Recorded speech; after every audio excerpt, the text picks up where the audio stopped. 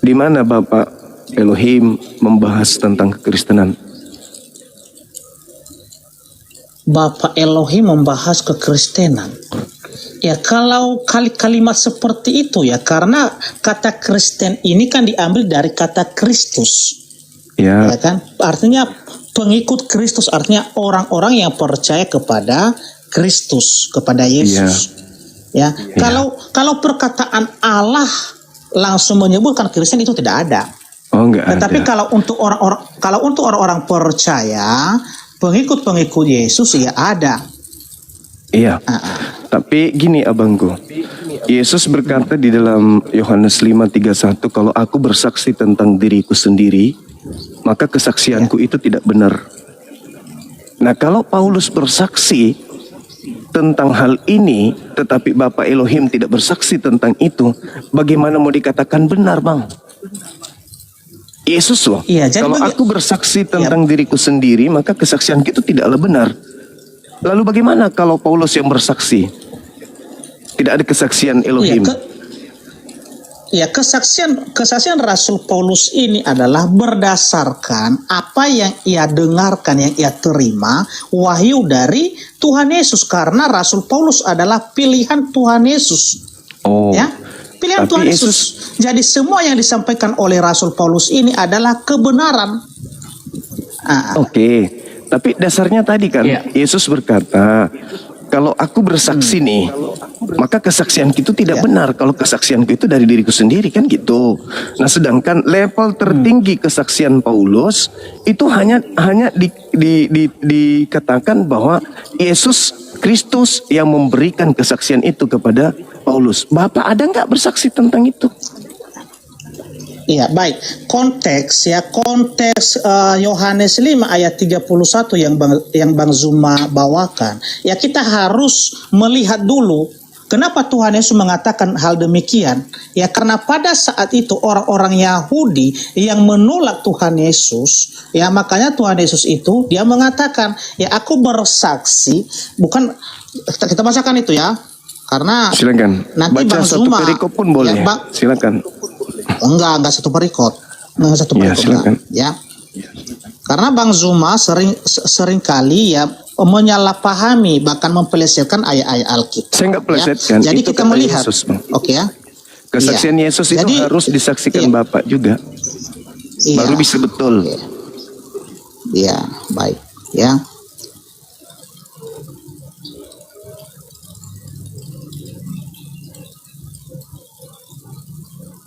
Ya, baik. Begini ya. Kata Tuhan Yesus, kalau aku bersaksi tentang diriku sendiri, maka kesaksianku itu tidak benar. Ya. Artinya, siapa yang bersaksi selain Tuhan Yesus supaya kesaksian benar? Tentu adalah Allah Bapa. Ya. Dan di dalam ayat Alkitab memang itu ada pernyataan dari Allah Bapa dari surga yang mengatakan bahwa Yesus itu benar bahwa anaknya, ya benar bahwa anaknya di Matius 3 ayat yang 17. Lalu Rasul Paulus kenapa dibenarkan tulisan dari Rasul Paulus? Ya kan? Itu berdasarkan karena Tuhan Yesus yang memilih langsung, ya si Rasul Paulus ini, di mana ayatnya ya di Kisah Para Rasul 9. Ya, itu pengakuan saudara kan gitu ya. Itu iman, itu kepercayaan. Tapi yang jadi permasalahan sekarang ini adalah Yesus yang diutus sebagai anak manusia itu tidak pernah datang kepada Paulus. Yang datang kepada Paulus itu hanya ngaku-ngaku Yesus, tapi dia bukan manusia. Di dalam Galatia 1, nomor 11, 12, Paulus mengatakan, aku menerima Injil bukan dari manusia. Berarti bukan Yesus, dan Yesus tidak pernah memilih Paulus. Di dalam kitab saudara Yohanes 6 nomor 70, Yesus sendiri berkata, bukankah aku yang memilih engkau yang 12, satu di antaramu iblis. Nah, di luar yang 12 ini, kata Yesus, waspadalah kepada penyesat yang datang memakai namaku dan berkata, akulah Mesias, akulah Kristus. Sedangkan sebelum Paulus berkarya, Yesus sudah menamatkan ajarannya. Segala firman yang engkau berikan kepadaku telah aku sampaikan kepada mereka. Mereka telah menerimanya dan mereka percaya bahwa engkaulah yang telah mengutus aku. Yesus hanya utusan. Nah, sebagai utusan beliau mengatakan, jikalau aku bersaksi tentang diriku sendiri, maka kesaksianku itu tidak benar. Bapakkulah yang bersaksi tentang aku. Kamu tidak pernah melihatnya, suaranya pun tak pernah kau dengarkan. Itu pengakuan Yesus. Nah, muncul pertanyaan nih, saudara membaca Ibrani, katanya surat Paulus tapi tidak ada itu, tidak ada. Ibrani itu bukan tulisan Paulus. Anda mengatakan bahwa Ibrani mengatakan orang yang sudah keluar Kristen, lalu kemudian kembali ke Kristen, ya itu kekal. Nah, di mana jaminan itu di mana? Yesus tidak pernah membahas Kristen.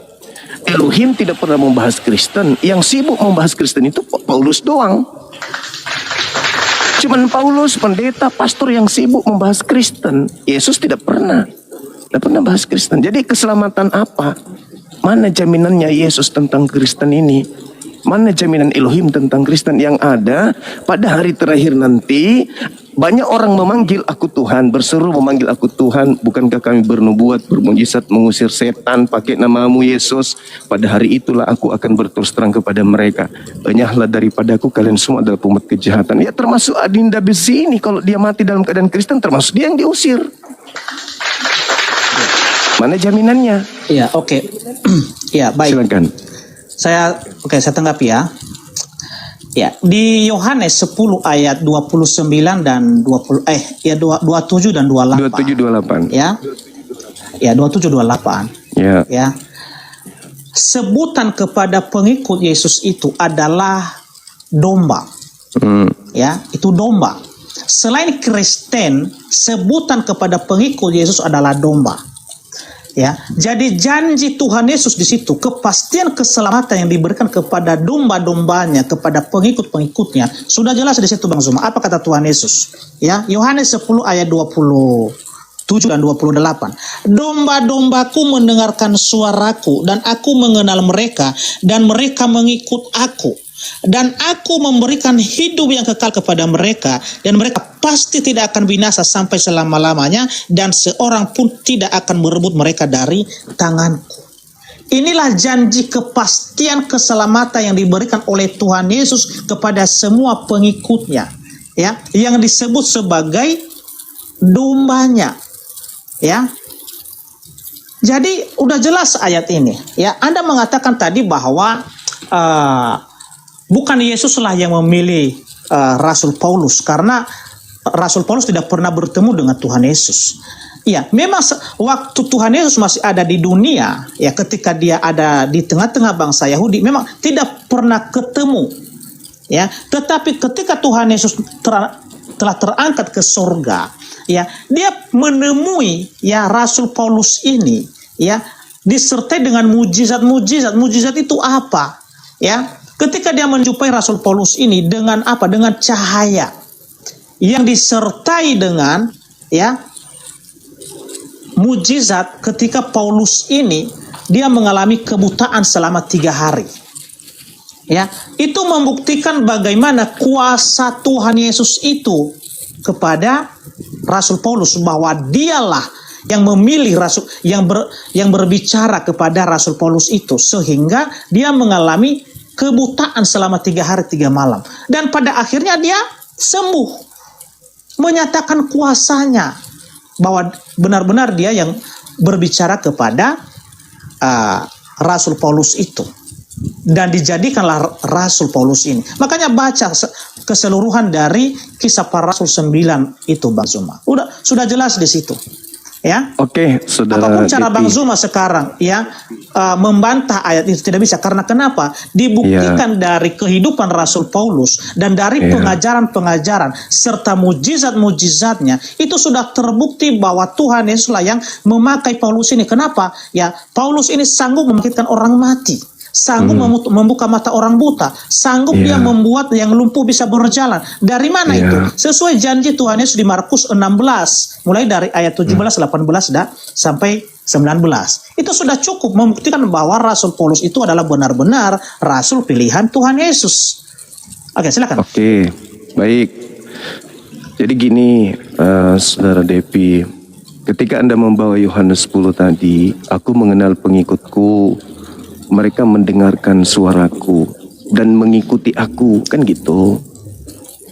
Iya. Satu hal yang perlu dipahami terlebih dahulu, yang disebut domba itu adalah Bani Yakub. Yeremia 10, Yeremia 50, nomor 17. Yang dimaksud domba adalah Bani Yakub. Kalau ada bukan Bani Yakub mengaku domba, itu serigala. Itu satu poin, itu harus dicatat dulu. Jadi kita nggak memperbodoh diri gitu loh. Kita harus berbicara berdasarkan dalil. Yang digelari domba itu Bani Yakub, Yeremia 50, nomor 17 itu jelas itu. Jadi kita nggak boleh ngaku-ngaku domba, kita nggak boleh ngaku-ngaku Bani Israel, Bani Yakub kalau kita bukan berdarah Yahudi. Karena Yesus mengatakan waspadalah kepada serigala yang datang kepadamu nyamar domba. Artinya di luar Yahudi mengaku Yahudi. Dan itu hanya Kristen yang melakukan itu. Islam enggak, Hindu, Buddha enggak, ateis enggak. Hanya Kristen yang berani melakukan hal itu. Itu yang pertama. Kemudian yang kedua, ketika kita lihat bahwa dombaku mendengarkan suaraku, mengikuti aku, apa yang Kristen ikuti dari Yesus? Gak ada. Dari pola keberagamaan kagak. Malah dengan mengikuti Paulus itu bukti Anda telah mengingkari Yesus.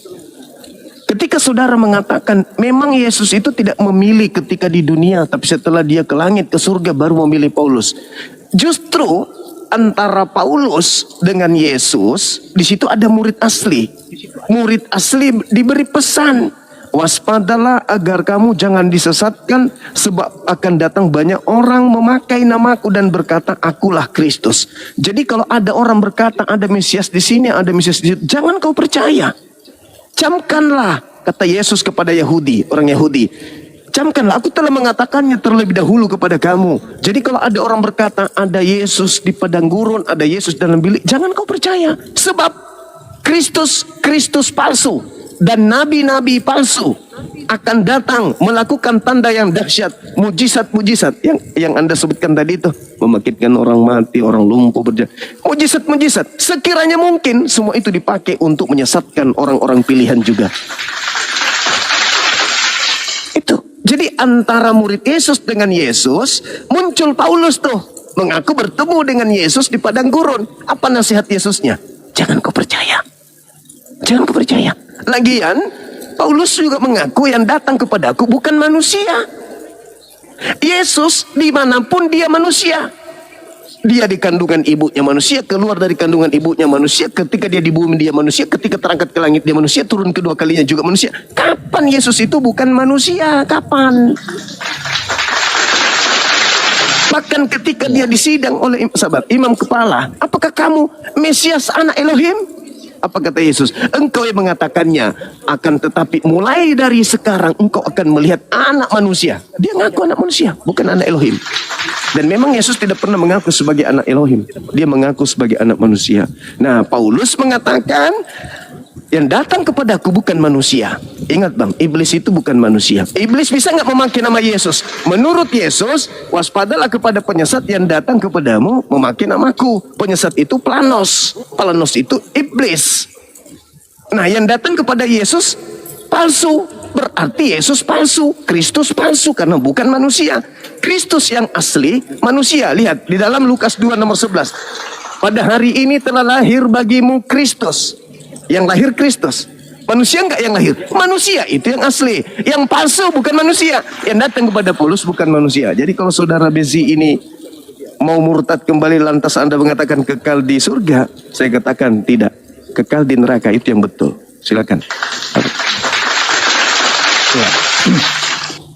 Iya baik, panjang lebar tadi ya apa yang disampaikan oleh Bang Zuma, tetapi to the poin aja yang saya tangkapi di sini ya. Bang Zuma mengatakan tadi bahwa Yesus itu tidak pernah datang kepada orang Kristen itu ya, tidak pernah disebut sebagai domba ya. Domba itu hanya disematkan kepada orang-orang Yahudi ya. Inilah kesalahpahaman dari Bang Zuma, ya, artinya ketidaktelitian mengutip ayat-ayat Alkitab. Tetapi saya tahu sebenarnya Bang Zuma sudah mengerti, tapi sengaja memutarbalikkan itu, ya, sengaja mengubah makna-makna dari ayat Alkitab, ya. Jadi di dalam ayat Alkitab itu jelas, ya, bahwa kami ini disebut sebagai domba sesuai dengan Yohanes 10 ayat 27-28 tadi.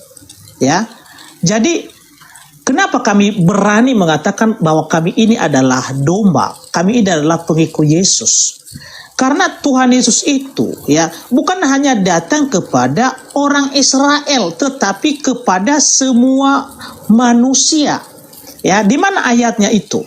Ya, di Yohanes 1 ayat 29. Ya, bunyinya seperti ini. Ya, saya bacakan, ya. Yohanes 1 ayat 29. Inilah anak domba. Ya. Pada keesokan harinya Yohanes melihat Yesus datang kepadanya dan ia berkata, "Lihatlah anak domba Allah yang menghapus dosa dunia." Ya, Yohanes yang berkata di sini siapa? Yohanes Pembaptis. Ya, bukan Yohanes murid Yesus, ya. Yohanes Pembaptis yang kalian percaya bahwa itu Nabi Yahya. Ya, pertanyaan saya, apakah seorang nabi ini bisa dipercaya kata-katanya atau tidak, Bang Zuma? Tentu pasti bisa, kan? Dan ini adalah kesaksian Yohanes bahwa kedatangan Tuhan Yesus itu, dia disebut sebagai anak domba Allah, bukan hanya khusus bagi orang Israel, tetapi kepada dunia. Apakah dunia ini hanya orang Israel? Tidak.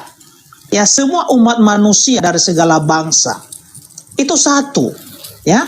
Itu pernyataan dari Yohanes. Pernyataan dari Tuhan Yesus sendiri, ya, sebelum dia terangkat ke surga di Matius 28 ayat 19 dan 20. Apa kata Tuhan Yesus di situ? Ya, pergilah, jadikanlah semua bangsa muridku dan baptislah mereka dalam nama Bapa, Putra dan Roh Kudus. Ya, dan ajarlah mereka seperti yang telah kuperintahkan kepadamu, dan ingat, aku akan menyertai kamu sampai kepada kesudahan zaman. Itu perintah Tuhan Yesus. Artinya bahwa dia datang itu bukan hanya kepada orang Israel. Ada lagi di Kisah Para Rasul 1 ayat yang ke 23 kalau tidak salah itu. Kisah Para Rasul. Bentar, ya. Kisah Para Rasul 1 ayat 23. Bentar, ya. Bukan. Ayat 23. Ayat 8, ya. Ayat 8 sebenarnya. Iya, ayat 8. Ya. Dari ayat 7 sampai dengan 8. Ya, beginilah firman Tuhan. Engkau tidak perlu mengetahui masa dan waktu yang ditetapkan Bapa sendiri menurut kuasanya. Tetapi kamu akan menerima kuasa kalau Roh Kudus turun ke atasmu, dan kamu akan menjadi saksiku di Yerusalem dan di seluruh Yudea dan Samaria dan sampai ke ujung bumi. Ini perintah Tuhan Yesus kepada para murid bahwa mereka ini harus menjadi saksi, menyampaikan kabar keselamatan itu. Ya, ketika Tuhan Yesus telah datang di dunia, benar bahwa dia sudah datang di dunia. Mulai dari Samaria, Yerusalem, Samaria, bahkan sampai ke ujung bumi. Jadi jelas bahwa Yesus itu datangnya bukan hanya kepada orang Israel, tetapi kepada seluruh bangsa. Ya, oke, kita kembali ke Rasul Paulus tadi. Ya, Rasul Paulus belum sabar, ya. Saya tanggapi itu. Ya. Tuhan Yesus itu, ya, benar bahwa mengenakan tubuh kemuliaan. Itu benar, ada di dalam ayat Alkitab. Ya, akan tetapi nanti, ya, Tuhan Yesus itu mengenakan yang namanya tubuh kemuliaan kalau dia datang sebagai hakim dan raja di akhir zaman, dan itu secara global, secara keseluruhan. Ya, kalau dia datang membangkitkan semua orang-orang mati dan menghakimi mereka, itu dia mengenakan tubuh kemuliaan. Akan tetapi ketika dia memanggil Rasul Paulus dan juga menemui rasul-rasul yang lain, ya, itu tidak mesti harus ada tubuh kemanusiaannya di situ, Bang Zuma. Ya, malah di situ ketika dia bertemu dengan Rasul Paulus itu benar-benar menyatakan kuasanya itu, bahwa dia kembali kepada kemuliaannya, makanya hanya berupa cahaya dan suara. yang disertai dengan apa? Akibat Rasul Paulus melihat cahaya itu, matanya buta. Ya, dan apakah selamanya Rasul Paulus ini buta? Tidak. Ya, dia disembuhkan oleh murid Tuhan Yesus yang bernama Ananias. Dan itulah mujizat terbesar ketika Rasul Paulus ini dipilih menjadi rasul. Ya, sudah nggak bisa terbantahkan itu. Dan Rasul Petrus sendiri, ya, murid dari Tuhan Yesus yang membenarkan bahwa semua tulisan-tulisan Rasul Paulus itu adalah benar. Ya, di mana di 2 Petrus pasal 3 ayat 16. Ya, saya bacakan dulu. Ini terakhir ya. 2 Petrus pasal 3, sabar ya.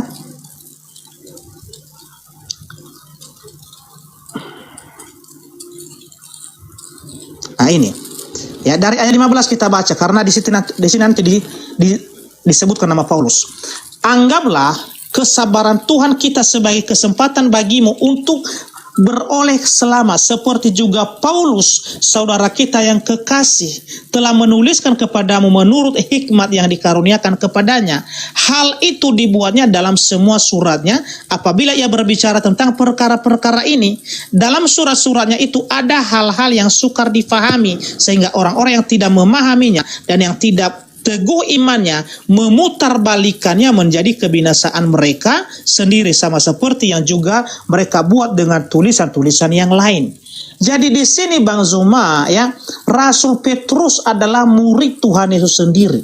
Ya, dia membenarkan tulisan-tulisan Rasul Paulus itu. Bahkan pernyataannya di sini memang ada orang-orang yang menyalahpahami. Salah satunya seperti Bang Zuma ini. Kesaksian Yesusnya. Jadi gugur tadi. Kalau Yesus itu mengajarkan tidak pernah mengatakan bahwasanya apa yang dikatakan ini adalah benar, ketika hal itu tidak kemudian dipersaksikan oleh Elohim yang mengutus dia. Apalagi Paulus, apalagi Petrus, lagi-lagi Petrus. Buku Petrus itu tidak ada cerita bahwa yang menulisnya itu adalah Petrus, murid Yesus, itu nggak ada. Itu cuman klaim bapak-bapak gereja, lalu kemudian dikatakanlah bahwa itu tulisan Petrus.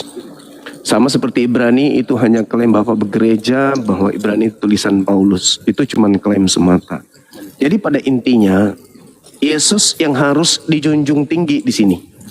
Bukan Paulus, bukan Petrus, bukan gereja. Yesusnya. Itu fakta itu. Karena kalau mau selamat ya harus mengenal Yesus. Kalau mau selamat ya harus mendengarkan Yesus, jangan dengarkan yang lain.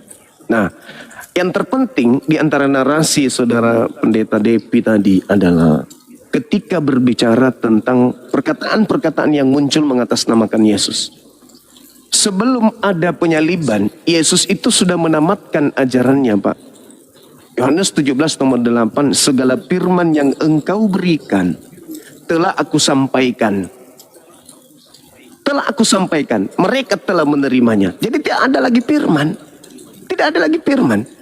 Nah, adapun keluar dari kubur, pergilah ke seluruh dunia, jadikanlah seluruh bangsa menjadi muridku. Itu bukan Yesus lagi. Itulah yang dinubuatkan Yesus. Iya, Bang Zuma izin dulu ke kamar mandi sebentar ya. Izin dulu ya. Iya, silakan. Gak lamain bentar ya. Silakan. Jadi sahabat-sahabat sekalian, khususnya yang muslim yang ada di bawah. Kita sebagai seorang muslim itu paham betul bahwasanya antara Yesus yang adalah Nabi Isa yang pernah datang di tengah-tengah kaumnya Bani Israel, itu setelah beliau Nabi Isa terangkat, ada pengajar-pengajar palsu, nabi-nabi palsu yang muncul, yang datang kepada Bani Israel mengaku-ngaku bertemu dengan Nabi Isa. Tapi mereka gunakan nama Yesus karena surat itu, kesaksian itu akan mereka jual ke orang Roma Yunani. Bukan dijual kepada orang Yahudi. Kalau dijual kepada orang Yahudi menggunakan bahasa Aram. Tapi karena dia mau menjualnya kepada orang Roma dan Yunan, maka mereka menggunakan bahasa Yunani, maka digantilah Isa ini menjadi Yesus. Nah, Yesus yang mereka jajakan ini adalah Yesus yang muncul keluar dari kubur.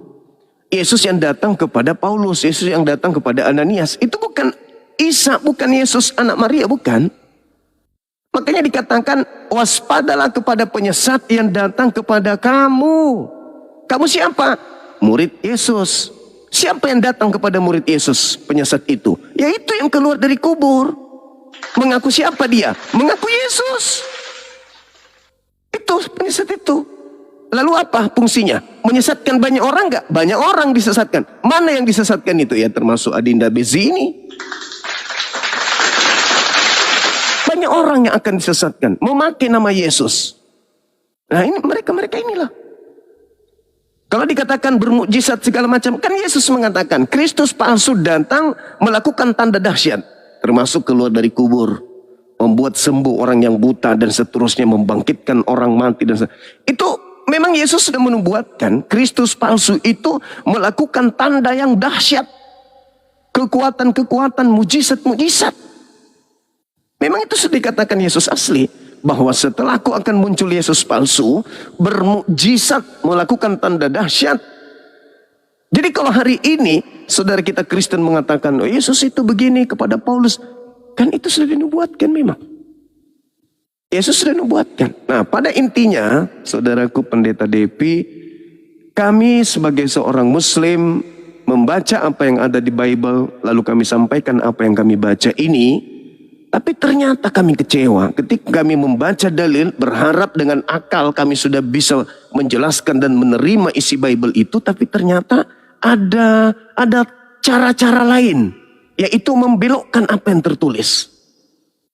Yesus sendiri mengatakan, segala firman yang engkau berikan kepadaku telah aku sampaikan kepada mereka dan mereka telah menerimanya. Segala firman yang Tuhan berikan kepada Yesus sudah diberikan kepada murid-muridnya. Nah sekarang firman dari mana lagi yang datang kepada Paulus ini? Bukankah segala firman sudah disampaikan oleh Yesus? Berarti yang menyampaikan firman kepada Paulus ini bukan Yesus lagi. Tapi mengaku-ngaku Yesus. Karena Yesus memang menubuatkan. Akan datang Yesus palsu memakai namaku dan menyesatkan banyak orang. Nah kalau tidak menyesatkan banyak orang, bagaimana mungkin? Kalau dia tidak berfirman kepada nabi-nabinya, bagaimana mungkin dia bisa menyesatkan banyak orang? Harus si Yesus palsu berfirman kepada nabi-nabinya, supaya nabi-nabinya ini mengajar banyak orang, supaya banyak orang yang terperdaya mengikut jadi pengikut Kristus yang datang kepada nabinya ini. Sedangkan kalau di Yesus yang asli, mereka telah menerimanya dan mereka percaya bahwa engkaulah yang telah mengutus aku. Yesus bersaksi, muridku menerima firmanku, setelah mereka menerima firmanku, mereka percaya aku adalah utusan. Titik. Makanya dia katakan hidup kekal itu adalah mereka mengenal engkau satu-satunya Tuhan yang benar dan mengenal Yesus Kristus satu natur, yaitu utusanmu. Nah, jadi mohon sekali lagi kembali kepada yang tadi. Adakah kesaksian Bapak tentang kerasulan Paulus? Silakan. Ya, baik. Begini teman-teman ya, kita pakai data sekarang ya, karena dari tadi Bang Zuma terus yang bertanya, jadi sekarang pun saya mau bertanya juga.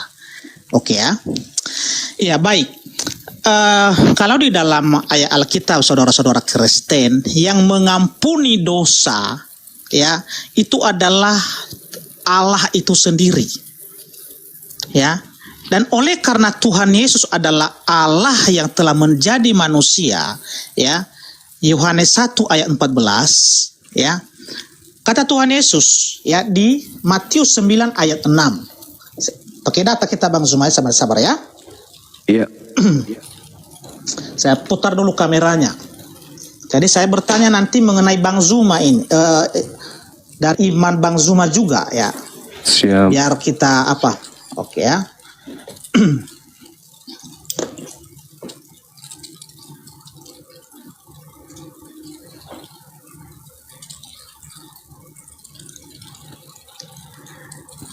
Di Matius 9 ayat 6 ya, Tuhan Yesus berkata ya, tetapi supaya kamu tahu bahwa di dunia ini anak manusia berkuasa mengampuni dosa. Lalu berkatalah ia kepada orang lumpuh itu, bangunlah, angkatlah tempat tidurmu dan pulanglah ke rumahmu. Ya, jadi di sini Tuhan Yesus menyatakan otoritasnya, kuasanya ya untuk mengampuni dosa dan menyembuhkan orang yang lumpuh di sini. Ya, kenapa? Karena Tuhan Yesus adalah Allah itu sendiri, makanya dia berani mengampuni dosa. Oke. ada pertanyaan saya sama Bang Zuma. Sesuai yang tertulis di sini, ya. Di hadis, ya, Musnad Ahmad 5364. Ini nomornya Bang Zuma. Ya, pertanyaan saya dulu sama Bang Zuma, hadis ini benar nggak Bang Zuma? Kalau saya bahas hadis Bang, saya harus baca sirahnya seperti apa. Saya harus tahu siapa sanadnya, matannya, perawihnya, dan seterusnya. Tapi nggak apa-apa, silakan Anda baca ini, Bang, kandungannya ini. apa. Ya silakan. Oke ya. Karena kami kalau bicara hadis itu bukan di Google, kita bicara kitab. Silakan, silakan. Apa kandungannya? Silakan. Oke. Iya, jadi begini ya. Ini terjemahan saja, saya nggak bisa bahasa Iya, Arab. silakan, silakan, silakan. Iya. Nabi bersabda, Nabi tentu merujuk kepada Nabi Muhammad. Rasulullah ya, Nabi Muhammad ya. Ya. Mencium rukun Yamani dan rukun Aswad akan menghapus dosa sehabis-habisnya. Ya.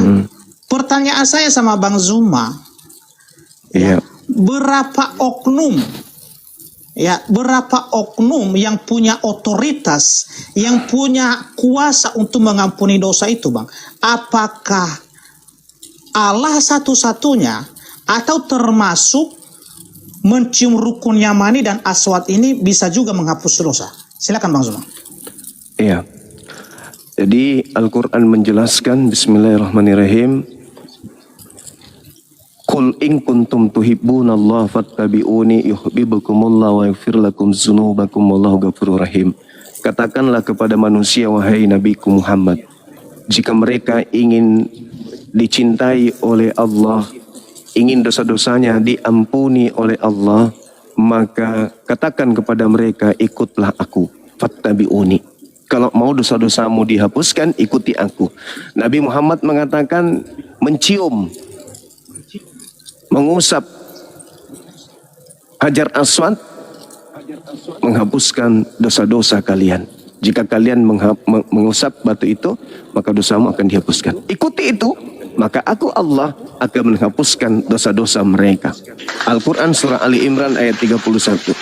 Jadi satu hal yang perlu saudara pahami, di tahun 2026 ini harus dicamkan bahwa yang menghapus dosa itu bukan batu, tetapi mengikuti perintah Nabi Muhammad. Apa perintahnya? Sentuh batu itu, dosamu akan dihapuskan. Siapa yang menghapuskan? Bukan batu, tetapi yang maha menghapus dosa. Siapa yang maha penghapus dosa? Innahu huwal ghafurur rahim. Sesungguhnya Allah itu maha pengampun, maha pemaaf, maha pengampun lagi maha penyayang. Jadi ketika Nabi Muhammad memerintahkan, sentuh batu itu, maka dosamu akan dihapuskan. Ia sama seperti Yesaya 6, nomor 6, nomor 7. Sentuh, cium bara itu, maka dosa-dosamu akan dihapuskan. Sembelih, korbankan domba itu, maka dosamu akan dihapuskan. Bukan berarti domba itu yang menghapus dosa. Sederhana kok itu, Bang. Cuman karena ada batu di situ, jangan dianggap batu yang menghapus dosa. Baik. Oke, saya tanggapi Bang Zuma ya. Ya. Ya, silakan. Oke, saya tanggapi ya. Ya. Silakan. Pertanyaan saya sekarang Bang Zuma, ya. Ya. Bang Zuma tadi sudah sepakat bahwa yang punya otoritas mengampuni dosa itu adalah hanya Allah. Oke. Sedangkan di hadis yang kita bacakan tadi, ya, Nabi sendiri yang mengatakan bahwa mencium rukun Yamani dan Aswad akan menghapus dosa sehabis-habisnya. Pertanyaan saya siapa? Sekarang, yang menghapusnya siapa? Hah? Yang menghapusnya siapa? Ya kalau di situ tidak dijelaskan. Yang penting kata Rasulullah di situ, mencium rukun Yamani dan Aswad, ya, akan menghapus dosa sehabis-habisnya. Pertanyaan saya, Iya. benar, dengarkan dulu pertanyaan saya. Di mana perintah Allah kepada Nabi Muhammad bahwa mencium rukun Yamani dan Aswad itu benar menghapus dosa? Di mana ayatnya? Di Al-Quran. Oke. Al-Quran mengatakan, ma dalla sahibukum wa ma gawa wa ma yantiqu anil hawa illa wahyu yuha. Datanya Bang, datanya. Saya baca. Al-Quran. Itu surah apa, teman-teman? Teman-teman, surah apa itu? Al-Quran berapa? Biar kita buka data. Ada Al-Quran sama saya di sini. Tunggu. Nanti disebutkan sama netizen di bawah. Saya cuman hafal ayatnya, nama suratnya saya lupa. Bukan surat Toha. Iya, ya nggak apa-apa. Sebutkan aja biar saya yang buka datanya. Nggak Bukan apa-apa. surat Toha. Sebutkan saja. An-Najm ayat 2, ayat Oke, 3, An-Najm ayat ya. 4. Oke, An-Najm ayat 3. Ntar saya balik kamera dulu ya. Ya.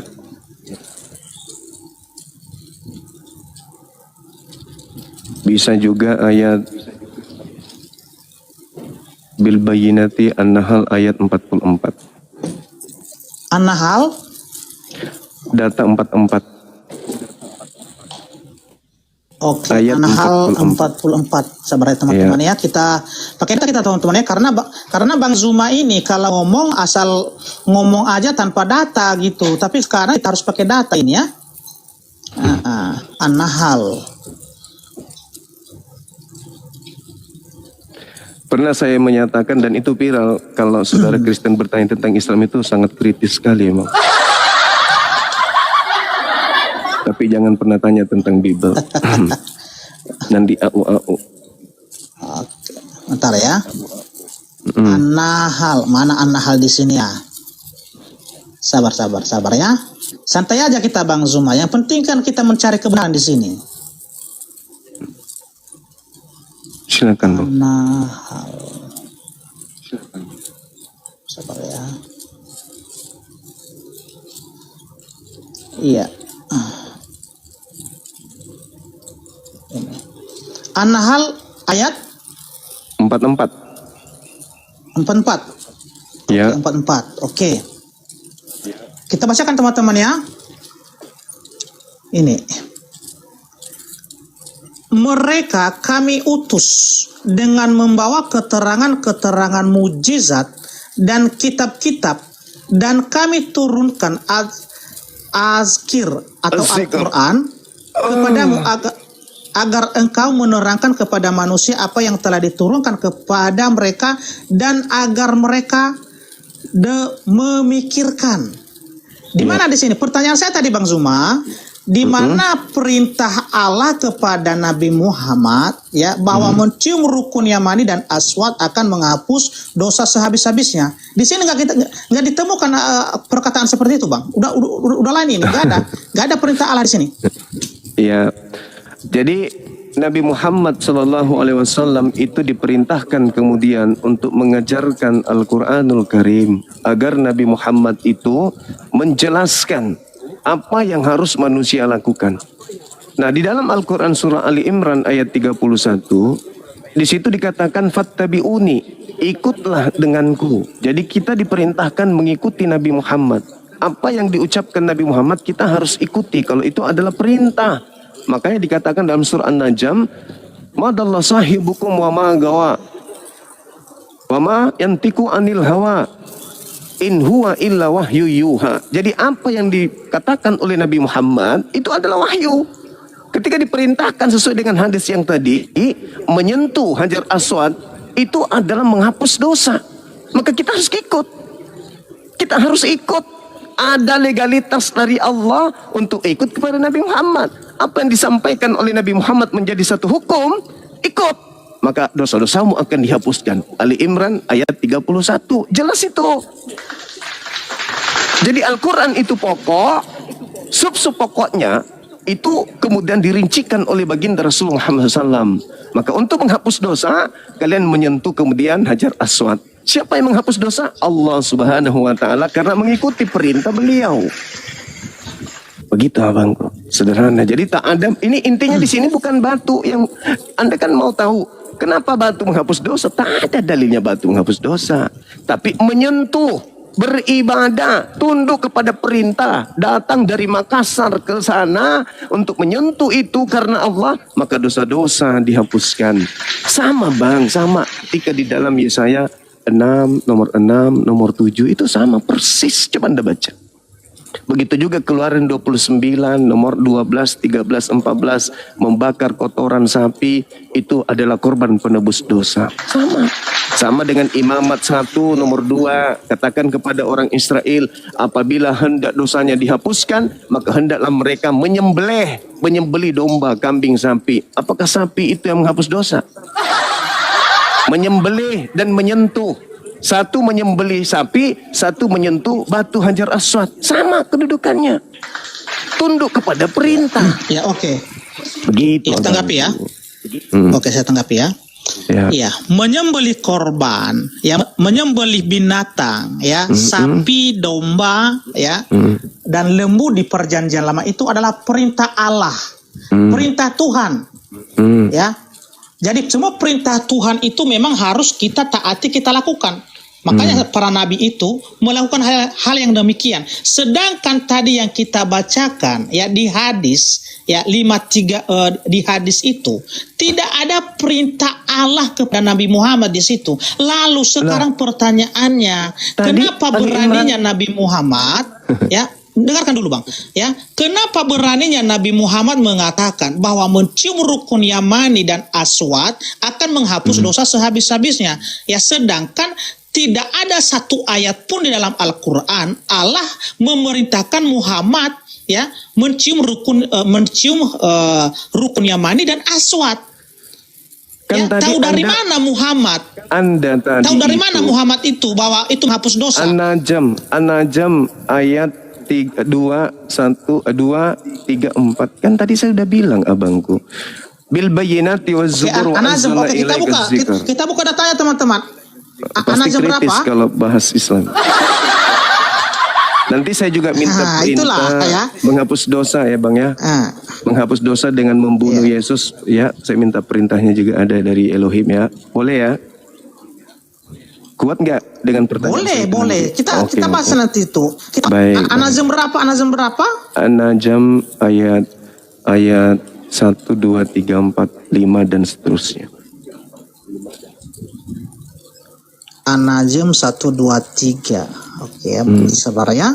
Kita buktikan teman-teman ya, biar jangan Bang Zuma ini menjadi pendusta ya, bahwa ada perintah di dalam ayat Al-Qur'an ya. Oke ya. Oke. Silakan.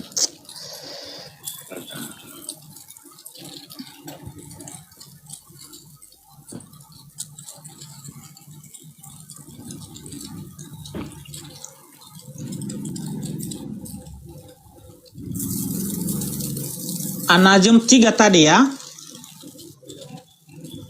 Ya, An-Najm 3 sampai 6 tadi ya. Saya bacakan. Dan tidaklah yang diucapkannya itu Al-Quran menurut keinginannya. Tidak lain Al-Quran itu adalah wahyu yang diwahyukan kepadanya. Ya, yang diajarkan kepadanya oleh Jibril yang sangat kuat. Ayat 6. Yang mempunyai keteguhan, maka Jibril itu menampakkan diri dengan rupa yang asli, rupa yang bagus dan perkasa.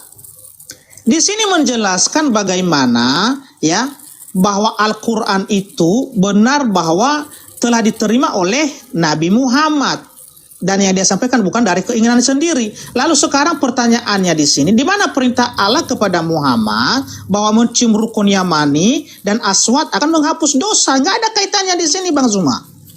Dia diberi wewenang nggak untuk menyampaikan pengajaran? Iya, menyampaikan isi Al-Quran kan. Lalu di Al-Quran, ya. Lalu di Al-Quran mana? Di Al-Quran ini mana perintah mencium rukun Yamani dan Aswad akan menghapus dosa habis-habisnya? Itu pertanyaan saya. Iya, di hadis itu tadi, di hadis di ucapan beliau, kan dia diberi wahyu.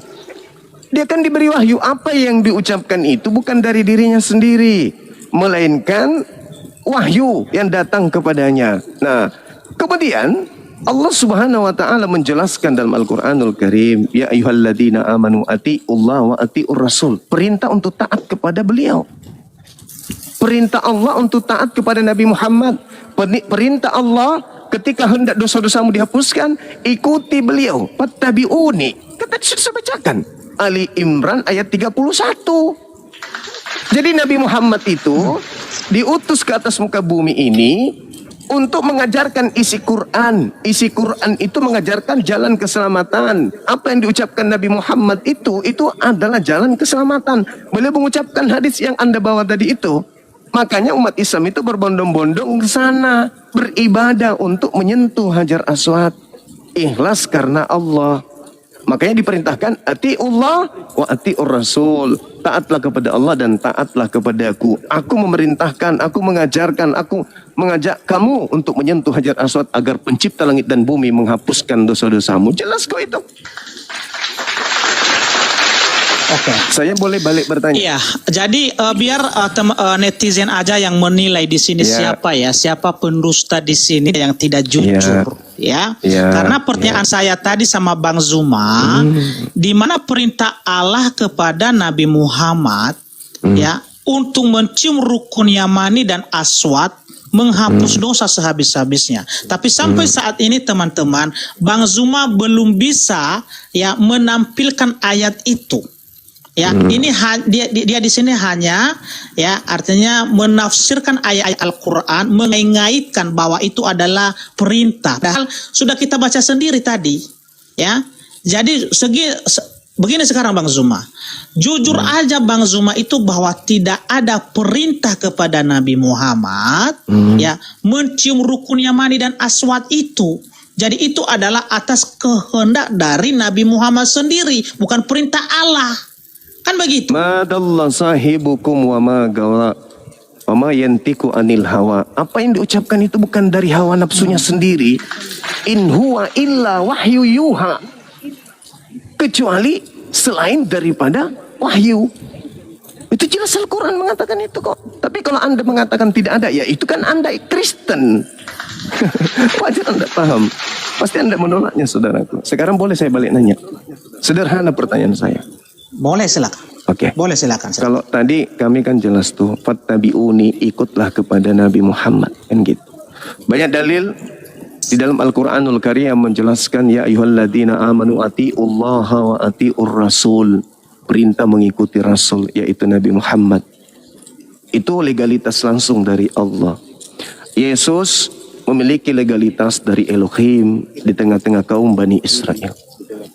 Paulus menuliskan 13 buku sebagai pedoman hidup kekristenan yang menghantarkan Kristen berbondong-bondong menyembah kepada sosok Kristus. Ada tidak kemudian perintah Elohim Tuhannya Yahudi untuk ikut kepada Paulus, pendiri agama saudara? Silakan. Itu aja kok. Silakan. Jangan tatap saya begitu, Bang.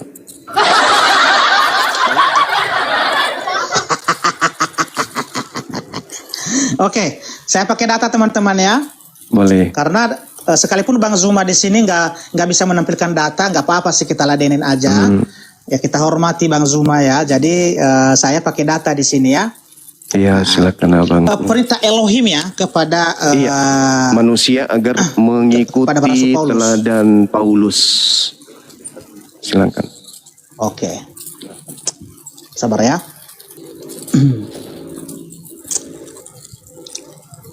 Ini perintah ya, karena Elohim itu adalah Tuhan Yesus sendiri. Saya buktikan nanti dengan data-data Alkitab ya. Ini Kisah Para Rasul 9 ayat 15. Oke. Tetapi firman Tuhan kepadanya, pergilah sebab orang ini adalah alat pilihan bagiku untuk memberitakan namaku kepada bangsa-bangsa lain serta raja-raja dan orang-orang Israel. Ya, aku sendiri akan menunjukkan kepadanya betapa banyak penderitaan yang harus ia tanggung oleh karena namaku. Ya. Jadi di sini adalah pernyataan Tuhan Yesus sendiri sebagai Elohim, ya sebagai Allah. Ya, ketika Tuhan Yesus telah terangkat ke surga. Ya. Saya buktikan sekarang bahwa Tuhan Yesus adalah Tuhan dan Allah. Oke, di mana pernyataan Yesus? Bukan waktu dia di bumi, tapi ketika di surga. Ini, ya. Wahyu 22 ayat 13. Ini perkataan Tuhan Yesus, ya. Aku adalah Alfa dan Omega, yang pertama dan yang terkemudian, yang awal dan yang akhir. Ya, ini adalah pernyataan Tuhan Yesus sendiri tentang siapa dirinya. Ya, sehingga ayat ini ya, kalau kita klik di sini, siapa yang mengatakan dirinya adalah yang awal dan yang akhir? Ini ada di Perjanjian Lama di Yesaya 44 ayat 6. Ya, YHWH atau Yahweh sendiri yang berfirman, ya, yang mengucapkan kata-kata seperti yang diucapkan oleh Tuhan Yesus. Ya, ini adalah Elohim. Ya. Beginilah firman Tuhan, Raja dan Penebus Israel, Tuhan semesta alam. Akulah yang terdahulu dan akulah yang terkemudian. Tidak ada Allah selain daripadaku. Ya, ini adalah jelas pernyataan dari Yahweh. Tuhan Yesus pun mengatakan hal ini juga, aku adalah Alfa dan Omega, yang pertama dan yang terkemudian, yang awal dan yang akhir. Makanya di Kisah Rasul 9, ya, Kisah Para Rasul 9 ayat 23 tadi, ya, bentar ya, ayat berapa tadi ya?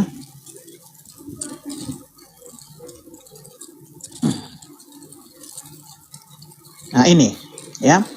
Di Kisah Para Rasul 9 ayat 15 ya sampai dengan 16 tadi adalah Elohim sendiri, karena Tuhan Yesus itu telah kembali kepada kemuliaannya ketika Tuhan Yesus sudah di surga ini.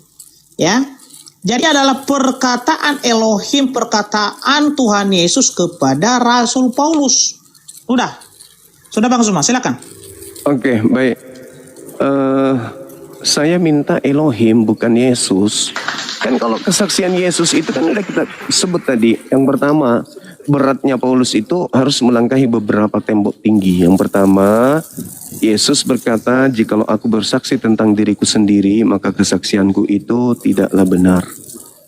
Yesus harus tervalidasi oleh Bapa Elohim, baru bisa benar.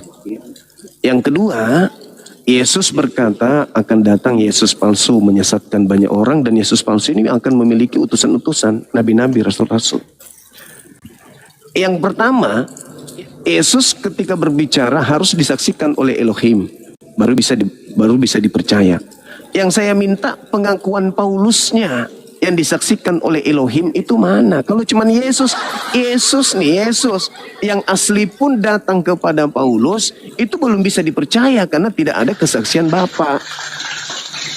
Apalagi cuman makhluk mengaku Yesus, akulah Yesus, bla bla bla bla dan seterusnya.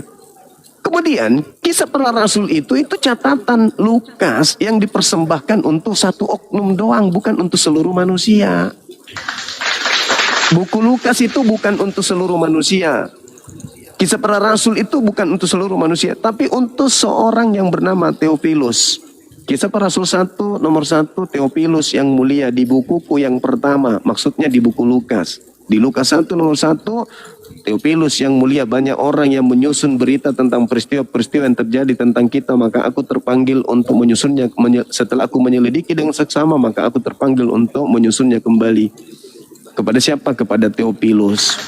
Yang saya minta ini saudaraku, sebagaimana Al-Quran, saya minta Paulus ini ada legitimasi dari Elohim. Karena Yesus dan Bani Israel nyembah kepada Hashem Elohim, bukan orang Yahudi nyembah kepada Yesus. Yesus turun ke bumi, sibuk 24 jam menyembah kepada Elohim. Paulus kalau memang dia adalah orang benar kesaksiannya, maka kudu wajib ada kesaksian Elohim tentang kerasulannya. Itu tertulis di mana? Ya, oke. Ya baik, langsung saya jawab ya.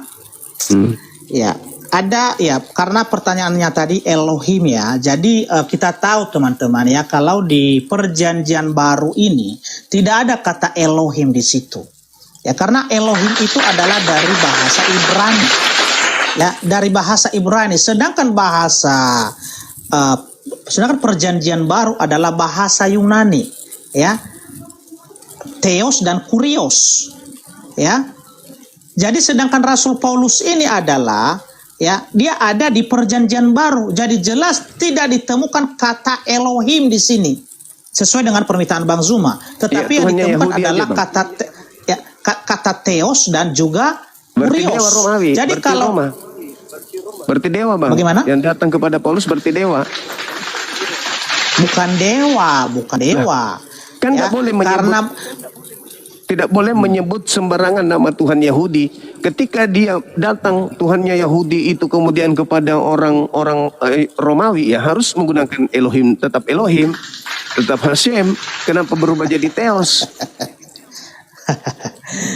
Oke, saya jawab aja dulu ya, bentar ya. Nanti Iya, kita bahas silakan, itu kalau dalil. soal original Iya. text-nya, nanti kita Iya, bahas. silakan. Itu ini bukan topik kita sekarang ya. Iya, di Kisah Para Rasul Jadi yang karena- Anda bawa itu kan, itu Tuhan berfirman kepadanya. Ada juga di dalam Kisah Para Rasul 10 nomor berapa itu? Kisah Para Rasul 9 nomor 10, bagaimana Ananias juga datang kepadanya Tuhan. Maka Tuhan berfirman kepada Ananias. Kan itu Tuhan yang mana dulu ini? Iya, oke. Kan yang saya minta bukan Ini Yesus, teman-teman ya, tapi karena Bapak yang Oke. Bapak. Hmm. Iya, begini ya. Pada suatu malam berfirmanlah Tuhan kepada Paulus, ya, di dalam suatu penglihatan. Jadi jelas di sini ya, bahwa Tuhan sendiri yang berfirman kepada Paulus. Ada ya? Oke ya. Tuhan Sudah siapa, saya Bang, tunjukkan di situ? dalilnya. Tuhan yang dimaksud itu siapa? Ya, Tuhan adalah Tuhan Yesus. Ya Yesus yang saya minta Bapak, Tuhannya Yesus. Bukan bukan Yesus, Bang. Kalau Yesus terindikasi si palsu. Karena Yesus yang asli mengatakan waspadalah kepada Yesus palsu. Ya, Yang oke. datang menyesatkan banyak orang. Yang saya minta ini udah cukup Bapak teman-teman ya. Elohim. Oke. Sekarang pertanyaan saya juga sudah jelas di sini bahwa Jadi nggak ada jawaban. Tuhan Abang. Tuhan langsung yang berbicara kepada Rasul Paulus. Lah itu Sekarang katanya pertanyaan Yesus, saya. abangku. Yang Sabar, saya Bang tanya, Zuma. Bapak Tenang Bang Zuma. Elohim. Tenang Bang Zuma. Oke ya. Di Al-Qur'an, di ayat Al-Qur'an di mana bahwa Tuhan pernah langsung berbicara kepada Nabi Muhammad. Di mana ayatnya? Baik, bagus pertanyaannya. Nah, Di dalam Al-Quran surah Asy-Syura ayat 51, tidak pantas kemudian manusia itu bicara langsung dengan Tuhan, kecuali melalui perantaraan 3 hal, wahyu, belakang tabir, dan juga malaikat, atau Jibril. Tapi itu bukan jadi permasalahan. Yang datang menyatakan diri adalah malaikat Tuhan kepada Nabi Muhammad pun, itu wahyu langsung dari Tuhan. Bukan melalui perantaraan manusia yang bertuhan.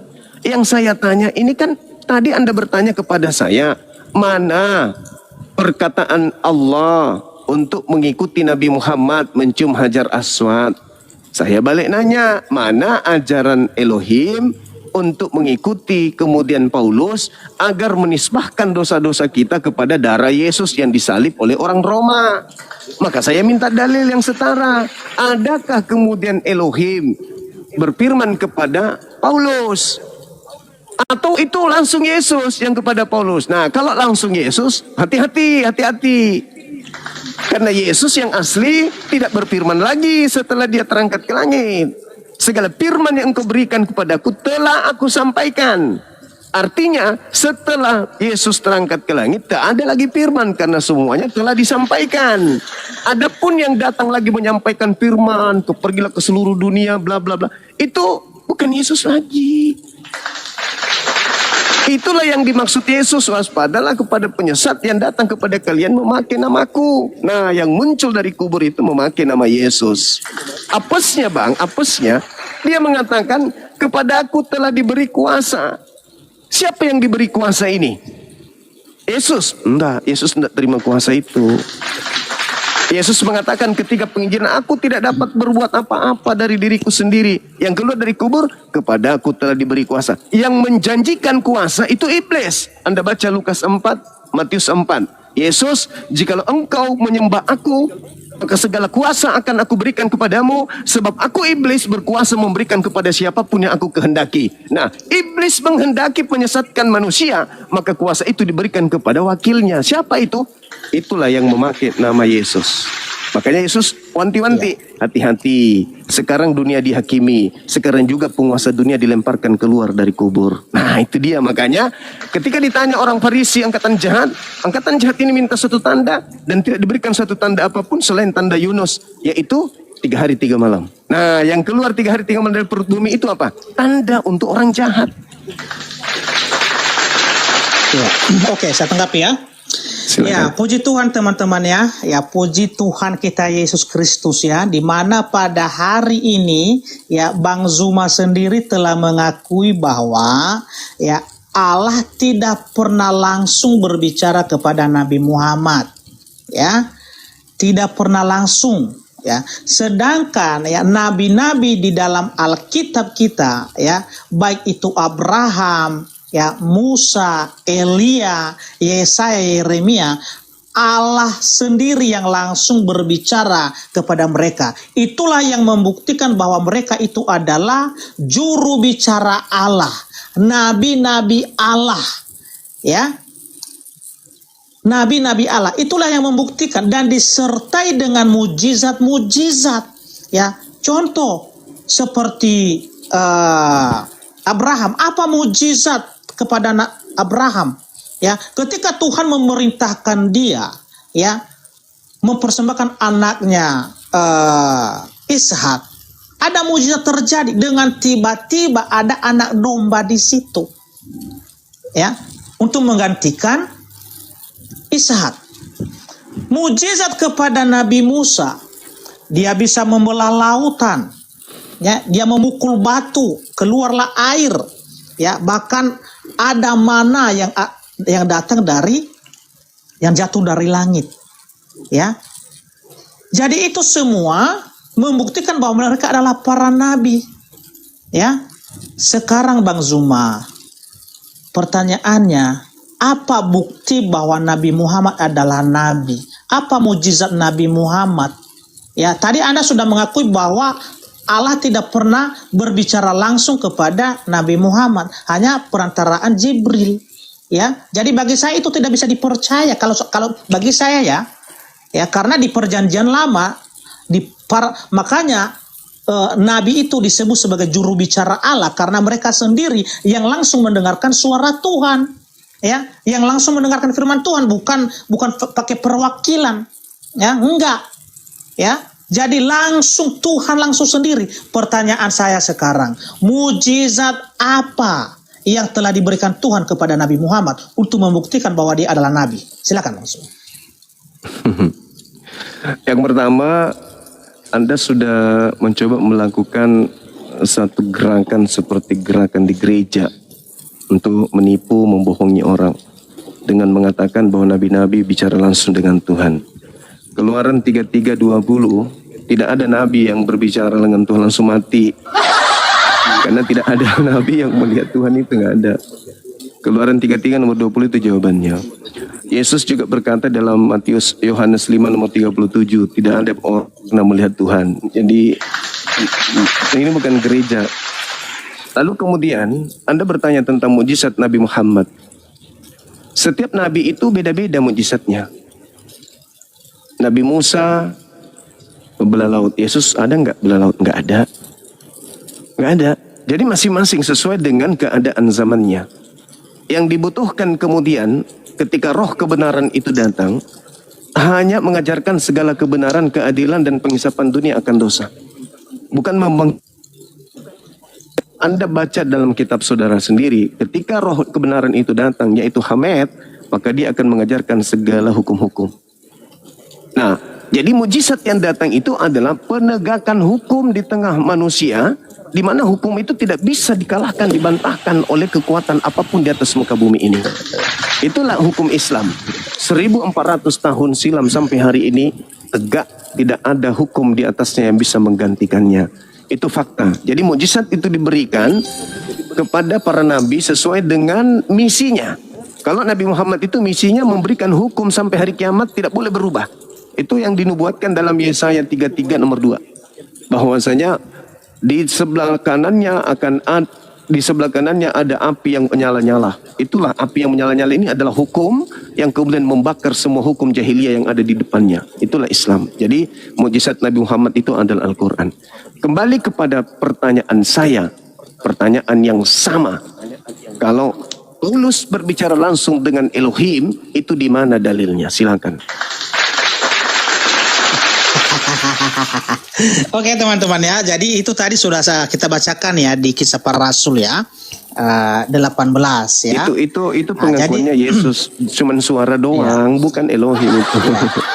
Baik. Ada atau tidak ada, Bang? Ya, Itu aja dulu. Ada atau tidak ada Elohim bicara langsung? Ada, udah saya jawab ada, udah saya jawab tadi. Dalilnya mana? Saya itu tidak mau mengulangi, ya saya tidak mau mengulangi jawaban mana? saya. Yang ditulis Kisah Para Rasul 18. itu yang datang ya, Kisah Para Rasul 18 ayat 9. Pak Devi, saudaraku, yang datang itu makhluk. Mulai nggak tertib ini, Bang Zul, mulai ya, saya minta dalilnya Tuhannya Yahudi. Yang datang itu kan cuma ngaku-ngaku Yesus. Kalau ngaku Yesus itu, kata Yesus itu penyesat, gugur. Yang saya minta Elohim.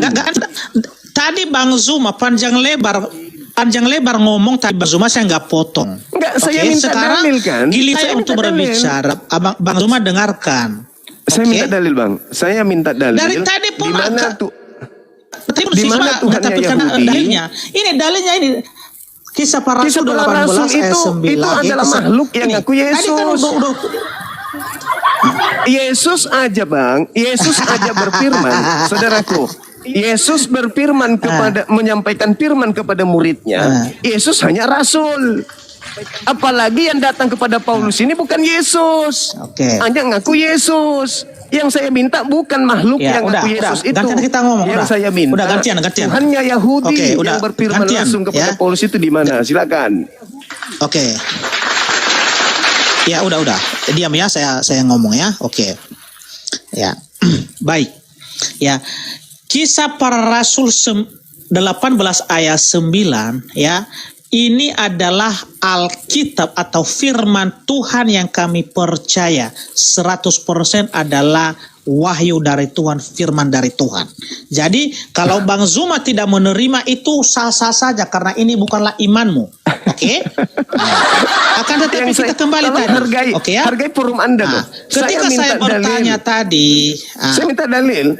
Waduh, nanti kalau saya mute nggak terima ini. Ya, kalau saya nggak terima nanti ini mute terus. Kalau tidak ada bilang aja nggak usah dipaksakan. Nggak ada Elohim. Udah saya tunjukkan. Kisah Para Rasul 18 ayat 9. Jadi diam dulu lah. Ya silakan. Jangan diskusi kita itu berakhir dengan nggak kondusif ya. Artinya mari kita mulaikan tadi di awal dengan baik, kita akhir dengan baik. Oke ya? Ya. Jadi begini teman-teman ya, Bang Zuma tadi ya sudah mengakui bahwa tidak ada mujizat kepada Nabi Muhammad. Oke, tidak ada mujizat. Ini bohong lagi nih, tidak ada mujizat. Anda jangan berbohong, tidak bagus. Karena kenapa? Ya karena belum ada data, berbeda-beda. Belum ada data yang ditunjukkan ya di dalam Al-Quran bahwa inilah Muhammad punya mujizat. Pendetamu. Ya? Waduh. Bang Zuma, diamlah. Saya berbicara gimana sih? Nanti kalau saya mute nanti nggak enak Bang Zuma. Jangan berbohong, nggak bagus. Saya mengatakan setiap nabi memiliki mukjizat yang berbeda. Nabi Muhammad diberi mukjizat kitab termaterai. Diam dulu Bang Zuma. Saya berbicara sekarang. Jangan berbohong. Mau lanjut nggak? Lanjut, tapi tunjukkan bukti di mana Elohim berfirman kepada Paulus sehingga Paulus melahirkan 13 bukunya. Ingat di dalam Kisah Para Rasul 18 nomor 9 itu bukan tadi Kisah Para Rasul 9 itu bukan teos, Bang. Dan juga Kisah Para Rasul 18 udah itu bukan saya sebut tadi itu ayatnya. Itu kurios ya. Bukan teos, itu kurios. Ya. Jadi sekarang ini kan saya berbicara lah. Atau ketakutan Bang Zuma kalau saya berbicara ya? Bukan memang kalau saya bertanya Bang Zuma berat itu Bang Zuma ya. Berat-berat kalau saya bertanya Bang Zuma. Memang kritis. Kan udah aku bilang Ada Oke, PT ya. saya itu yang lagi viral. Orang Kristen kalau bertanya Islam kritis sekali. Tapi kalau dia ditanya itu paling takut kalau ditanya tentang Bibelnya.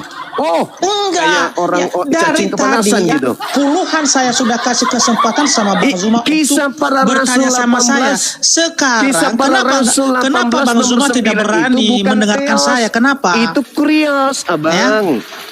Aduh, Pertanyaan saya, gimana sih? Bapak itu, kalau saya mute nanti Bang Depi suka mute. Oke. Padahal nggak mau Kesempatan mendengarkan saya Bang tolong, Zuma, gimana itu? Kesempatan saya sekali, dengarkan. Kalau di dalam bahasa Yunani, Oke, silakan. Bapak yang disembah oleh orang Yahudi itu disebut Theos atau disebut Kurios? Kalau dalam bahasa Yunani Perjanjian Baru disebut Theos atau disebut Kurios? Teos, kurios. Di dalam Kisah Para Rasul 18 nomor 9 bukan Theos tapi Kurios. Yang saya minta Theos berfirman langsung kepada Paulus itu di mana? Nggak ada ya Bang ya? Nggak ada ya? Udah. Nggak ada? Nanti kita berbicara ya. Nggak ada Ya. atau ada? Ini Bang Zuma sudah saya hargai Bang Zuma di sini, ya kan? Jadi artinya kita itu jangan saling motong-motong Bang ya. Saya itu kalau diskusi ya saya membutuhkan orang yang kondusif, yang tertib. Ya karena kita di sini adalah memberikan edukasi, kan begitu. Ya, bukan cakar-cakaran, bukan ribu-ribu seperti ini. Itu tidak menunjukkan bahwa kita itu dewasa dalam hal diskusi kalau seperti ini, Bang. Oke? Jadi marilah kita dewasa, ya kan dalam berdiskusi. Ya kan kita saling mendengarkan. Ya, nggak apa-apa kita berdebat, nggak apa-apa sih. Tetapi alangkah banyak kita saling mendengarkan, kan begitu. Ya, oke, saya bernarasi ya. Bang Zuma, sudah selesai ya? Silakan. Oke. Iya, tadi pertanyaan saya sama Bang Zuma, buktikan sama saya bahwa Nabi Muhammad punya mujizat. Karena Nabi itu pasti punya kelebihan dengan manusia-manusia biasa. Disertai dengan mujizat-mujizat. Ya, seperti Tuhan Yesus itu, ya, membuktikan bahwa dia bukan hanyalah manusia biasa, ya. Lazarus yang telah mati selama 4 hari sudah dikubur, dia bisa bangkitkan itu. Ya, orang yang buta sejak lahir, ya, dia bisa membuka matanya. Ya, bahkan mujizat yang terbesar adalah dia bisa bangkit dari antara orang mati. Itulah mujizat. Apalagi dengan Musa tadi, Elia, ya, Elia mujizat apa yang terjadi yang dia lakukan oleh Elia? Ya, ketika dia melawan Nabi Baal yang 450 orang, ya, dia sanggup menurunkan api dari langit membakar korban yang telah ia sediakan di atas mezbah. Itu mujizat dari Nabi Elia. Begitu juga dengan nabi-nabi yang lain. Ya, sekarang ya, Nabi Muhammad mujizatnya apa? Kata Bang Zuma tadi mengatakan bahwa mujizat Nabi Muhammad itu adalah hukum-hukum yang telah diberikan oleh Tuhan, yaitu adalah Al-Quran. Aduh Bang Zuma lupa bahwa kedua loh batu yang diterima oleh Musa di Gunung Sinai itu berisi hukum-hukum Tuhan juga. Berisi ketetapan-ketetapan Tuhan juga. Tetapi Musa tidak pernah mengklaim itu bahwa itu adalah mujizat. Itu bukan mujizat tetapi hukum-hukum Tuhan Bang Zuma. Itu firman Tuhan, bukan mujizat namanya itu. Ya, karena hukum ke-10 hukum moral itu sudah cukup sempurna itu. Yang sudah sempurna. Hukum pertama apa? Jangan ada padamu Allah lain di hadapanku. Hukum yang kedua, jangan membuat bagimu patung yang menyerupai apapun. Hukum yang ketiga, jangan menyebut nama Tuhan Allahmu dengan sembarangan. Hukum keempat, ya, ingat dan kuduskanlah hari Sabat. Hukum kelima, hormatilah ayahmu dan ibumu. Hukum keenam, jangan membunbun. Hukum ketujuh, ya jangan berzina. Hukum kedelapan, jangan mencuri. Sampai ke-10 itu sudah sempurna Bang Zuma. Jadi tidak pernah dijadikan itu adalah mujizat. Mujizat ini adalah ya, yaitu tanda-tanda besar yang dilakukan oleh tangan manusia oleh pemberian Allah itu, bahwa itu membuktikan bahwa orang itu adalah utusan Tuhan, nabi Tuhan, ya, bukan kitabnya yang dianggap mujizat, ya. Kalau kitab itu adalah hukum-hukum yang berisi firman Tuhan, itu bukan mujizat Bang Zuma. Aduh, di sini aja sudah gagal Bang Zuma memahami apa pertanyaan saya. Ya, sekarang buktikan aja ya, mujizat apa yang pernah dilakukan oleh Nabi Muhammad. Itu pertanyaan Bang Zuma. Silakan. Sekali lagi saya katakan kepada saudara, mukjizat yang tersisa di bumi ini yang berasal dari langit itu tinggal satu. Yang tersisa hanya yang ada di Nabi Muhammad. Tongkatnya Nabi Musa itu sudah tak ada. Jubahnya Yesus itu sudah nggak ada. Sisa Al-Quran. Tak ada lagi yang lain. Maka di atas muka bumi ini, apa yang pernah terlontar dari mulut seorang Nabi Muhammad sampai hari ini 1400 tahun silam tidak pernah goyah oleh hukum apapun di atas muka bumi. Kalau dikatakan bahwa mujizat itu harus membangkitkan orang mati, Nabi Muhammad bukan orang mati lagi yang dia bangkitkan, yang dia hidupkan. Dia pernah memakan kambing yang sudah direbus, bicara kambingnya. Tapi kami tidak perlu jual-jual yang kayak gitu-gitu. Nggak perlu. Tidak perlu kami menjual yang kayak gitu. Itu bukan sesuatu yang kemudian menjadi pokok dalam agama Islam. Yang menjadi pokok itu adalah bagaimana hukum itu datang ke bumi ini. Kan yang kita butuhkan itu sekarang hukum. Saking hebatnya hukum itu, sampai lembaga Bible Indonesia harus kelabakan merubah, merevisi supaya bisa menjadi pedoman hidup orang-orang Kristen. Kalau di Islam itu nggak ada merubah. Kenapa? Karena itu firman Tuhan dari langit yang baku sampai hari kiamat. Tidak bisa ada yang mengalahkan itu. Jadi ajaran Nabi Muhammad inilah mukjizat itu. Ajaran Yesus mati-matian dia bermukjizat, membangkitkan orang mati, orang lumpuh berjalan. Tapi apa gunanya itu semua? Tuh ajarannya babak belur dihantam Romawi. Begitu juga ajaran para nabi. Apa guna mukjizat-mukjizat itu? Tak ada gunanya. Tapi kalau Nabi Muhammad bermukjizat berupa pernyataan kalimat ilahi turun kepadanya, sejazirah Arab tunduk berserah diri kepada kalimat yang keluar dari mulutnya. A, sejazirah Arab A. B, sejazirah Arab B. Bahkan dunia mengikuti itu semua. Sujud. Yesus sujud. Matius 26 nomor 539. Yesus sujud. Ada orang yang mengaku pengikutnya sujud. Nabi Muhammad sujud. Seluruh penduduk bumi sujud mengikuti. Apakah itu bukan mukjizat? Prabowo, Soeharto, orang hebat-hebat, bisa dia menundukkan kemudian penduduk Indonesia se-Indonesia? Gak bisa. Nabi Muhammad 1400 tahun silam, manusia dengan sombongnya bisa ditarik oleh beliau untuk sujud kepada ajarannya. Itu bang, makanya tadi saya mengatakan bahwa tolong apa yang Elohim sampaikan kepada Paulus 13 buku ini, Anda ternyata nggak sanggup. Ternyata kalau Anda tidak sanggup bahwa Bapa Elohim yang berkarya kepada Paulus, berarti yang berkarya kepada Paulus itu adalah Sibilisisis yang Yesus nubuatkan, waspadalah kepada Kristus palsu yang datang kepadamu memakai namaku dan katakan akulah dia, mereka akan menyesatkan orang banyak. Orang banyak inilah yang disesatkan oleh Kristus palsu ini yang mengaku sebagai pengikut Kristus. Pengikut Kristus artinya pengikut Kristus yang datang kepada Paulus, yang mana yang datang itu bukan Yesus. Jadi itu pertanyaan saya abangku. Kalau tidak ada, sudah selesai kita. Nggak usah dilanjut lagi. Ternyata Paulus dengan 13 bukunya itu hanyalah dari makhluk roh dan bukan dari Elohim. Ya, oke. Baik teman-teman ya. Jadi saya jawab ya, Bang Zuma sekarang ya. Sabar teman-teman. Saya buka data dulu ya.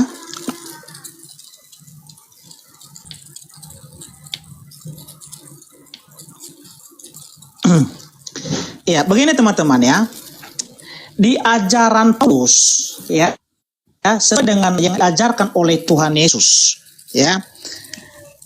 Kita baca di sini ya.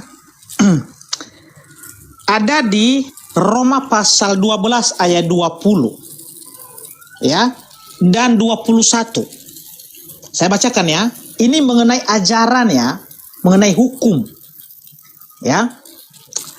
Rasul Paulus berkata, tetapi jika seterumu lapar berilah dia makan. Jika ia haus, berilah dia minum. Dengan berbuat demikian, kamu menumpukan bara api di atas kepalanya. Janganlah kamu kalah terhadap kejahatan, tetapi kalahkanlah kejahatan dengan kebaikan. Ya, Tuhan Yesus pun mengatakan hal yang demikian juga. Di mana itu? Ya, di Matius 5:46 ayat 47. Ya, saya bacakan ya. Matius 5:46 dan 47. Beginilah firman Tuhan. Apabila kamu mengasihi orang yang mengasihi kamu, apakah upahmu? Bukankah pemungut cukai juga berbuat demikian? Dan apabila kamu hanya memberi salam kepada saudara-saudaramu saja, apakah lebihnya daripada perbuatan orang lain? Bukankah orang yang tidak mengenal Allah pun berbuat demikian? Karena itu haruslah kamu sempurna sama seperti Bapamu yang di surga adalah sempurna. Jadi di sini Tuhan Yesus memerintahkan kami untuk memusuhi musuh-musuh kami, ya, untuk mengasihi, untuk mengampuni. Begitu juga Rasul Paulus tadi bahkan mengatakan, jika seterumu lapar, berilah ia makan. Jika ia haus, berilah ia minum. Jadi dari ajaran ini, Bang Zuma, tidak ada di muka bumi ini ajaran yang seperti diajarkan oleh Tuhan Yesus dan Rasul Paulus. Ya, akan tetapi mereka tidak pernah mengklaim bahwa ajaran ini adalah mujizat terbesar. Tidak. Sekalipun ajaran itu tidak yang bisa menyaingi di muka bumi ini, tidak ada. Ya, dan tidak ada manusia yang telah menggenapi, yang telah melakukan ajaran itu, hanyalah Tuhan Yesus di atas kayu salib. Ketika dia mengatakan, ya Bapa, ampunilah mereka karena mereka tidak tahu apa yang mereka perbuat. Artinya ajaran mengampuni musuh tadi, Tuhan Yesus telah melakukan hal itu. Dan itu tidak pernah dijadikan adalah mujizat. Ya, ini ajaran yang luar biasa, Bang Zuma. Makanya ketika orang Yahudi bertanya kepada Yesus, hukum manakah yang paling utama dan yang terutama? Apa kata Tuhan Yesus? Di Markus 12 ayat 30 dan 31. Kasihilah Tuhan Allahmu dengan segenap hatimu, dengan segenap jiwamu, akal budimu, dan dengan segenap kekuatanmu. Dan hukum yang kedua ialah kasihilah sesamamu manusia. Tidak ada hukum yang lebih utama dan yang terutama daripada kedua hukum itu. Jadi Tuhan Yesus mengajarkan hukum kasih. Ya, tidak pernah diklaim bahwa ya ajaran itu adalah mujizat. Tidak, karena itu adalah hukum. Itu adalah pengajaran. Yang disebut mujizat itu adalah seperti yang dilakukan oleh nabi-nabi, seperti Musa membelah lautan. Apa makna untuk membelah lautan itu? Supaya orang Israel bisa melewati lautan itu. Mereka selamat sampai ke tanah Kanaan dan tidak bisa dikejar oleh prajurit Firaun. Itulah maknanya. Ya, begitu juga Tuhan Yesus itu. Ya, ketika dia memberikan makan orang yang 5.000 orang yang hanya 2 ikan dan 5 roti, apa maknanya? Ya, supaya orang-orang yang lapar pada saat itu ya peroleh makanan, bisa kenyang. Ya. Dan bisa mereka merasakan kuasa Tuhan itu. Lalu sekarang mujizat Nabi Muhammad apa? Enggak ada, hanya katanya Al-Quran. Bukan mujizat itu, Bang Zuma. Itu hanya hukum-hukum. Ya, pertanyaan saya tadi, mujizat apa yang dilakukan oleh Nabi Muhammad? Ya, itu jawab dulu itu, Bang Zuma. Silakan. Jadi kalau berbicara mengenai mukjizat, sekali lagi saya katakan yang tersisa di atas muka bumi ini tinggal satu, tinggal Al-Quran. Kenapa harus Al-Quran sebagai mukjizat yang datang kepada Nabi Muhammad? Karena berkaitan dengan manusia itu kecerdasan. Manusia ke depannya dari zaman Nabi Muhammad itu akan mencapai puncak kejayaan dengan ilmu pengetahuan. Maka harus ada yang menyaingi ilmu yang mereka temukan itu. Makanya ketika ada temuan, ternyata 1400 tahun silam sudah lebih dulu ditemukan dalam Al-Quran.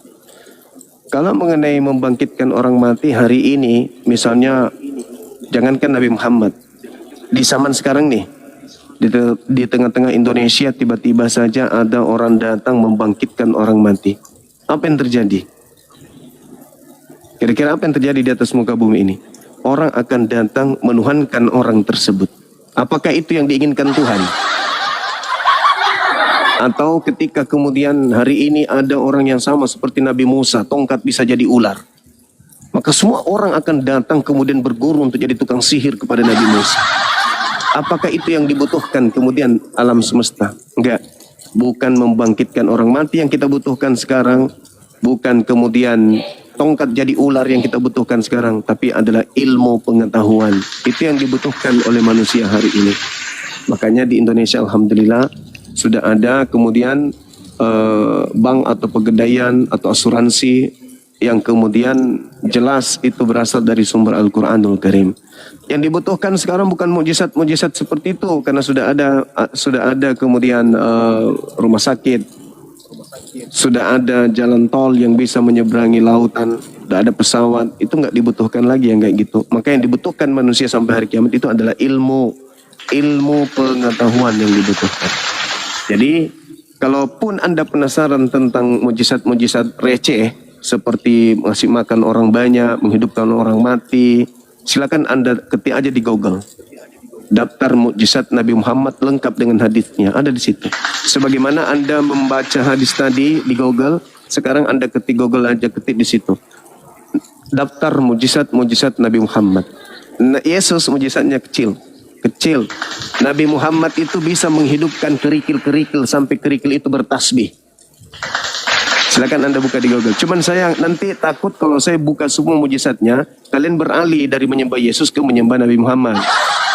Untuk itu saya masih fokus kepada pertanyaan saya, saudaraku Depi. Kalau Anda membahas materi terakhir dari sesi Anda tadi ini, itu nggak ada hubungannya dengan pertanyaan saya. Anda hanya melarikan pertanyaan saya supaya saya itu seakan-akan seperti jemaat lupa terhadap pertanyaan. Enggak, saya akan kejar Anda. Kalau Paulus sudah mengarang bahwa Torah itu adalah tinja, sampah, tidak ada orang benar karena Torah, lalu kemudian Yesus itu adalah korban penebus dosa-dosa orang jahat, maka saya akan kejar 13 bukunya ini, apakah itu dari Elohim atau itu betul-betul dari makhluk roh yang ngaku Yesus. Kalau makhluk roh yang mengaku Yesus inilah yang datang kepada Paulus, berarti tergenapi sudah. Yesus palsu itu ada di Paulus dan orang banyak yang disesatkan itulah Kristen. Maaf, itu fakta real. Kecuali Anda bisa membuktikan kepada saya bahwa Elohim, Tuhan yang datang kepada Yesus, Tuhan yang datang kepada Abraham, Ishak, Yakub, Musa, itulah yang berfirman kepada Paulus, baru kita gelar tikar untuk mengkaji lebih dalam. Tapi kalau Anda sampai di sini tak sanggup, on top, maka saya rasa tidak perlu kita bahas lagi.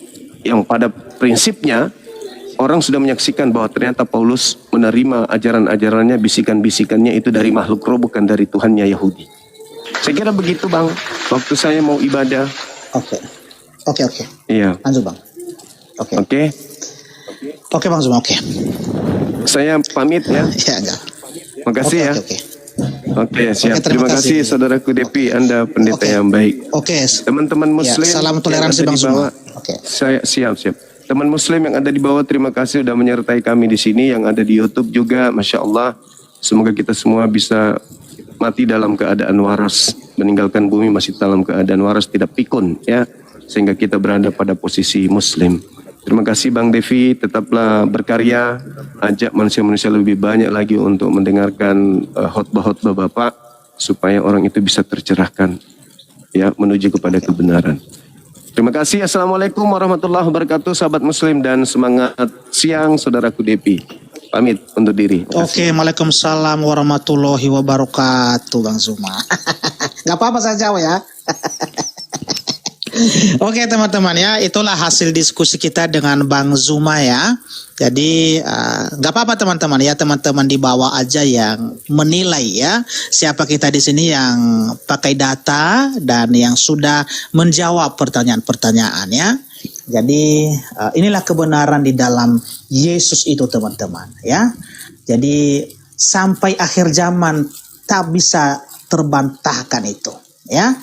Karena puji Tuhan ya semua pertanyaan-pertanyaan Bang Zuma tadi sudah kita jawab ya sesuai dengan dalil-dalil dari Alkitab kita sendiri. Oke?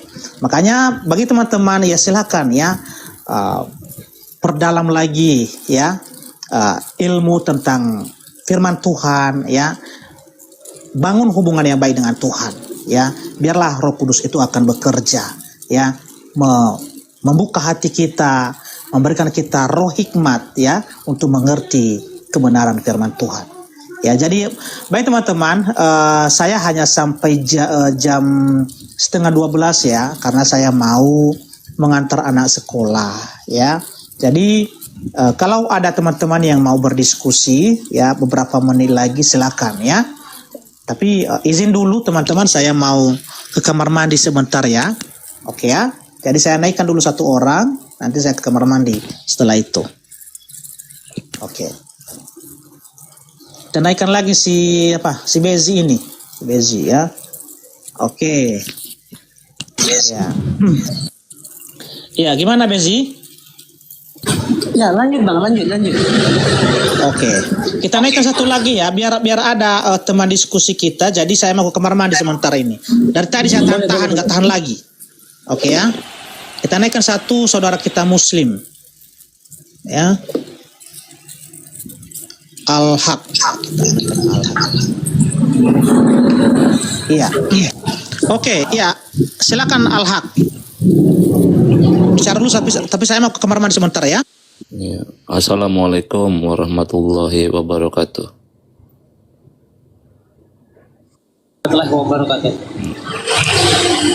Salahnya teman-teman Jumanya udah pergi ya. Saya ingin mempermalukan Juma sebenarnya. Dia berkata di mana Allah berkata langsung kepada salah satu muridnya Isa Al-Masih ya. Itu ada di Quran surat Al-Maidah ayat 111. Mungkin bisa dibuka Bang Beji. Iya, nanti dibuka Bang.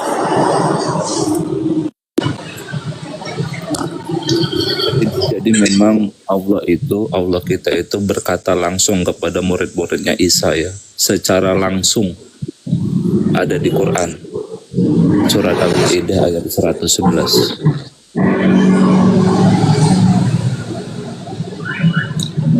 Iya, aku tahu. Pak dibaca Bang Beji. Ya, kalau mau baca aja.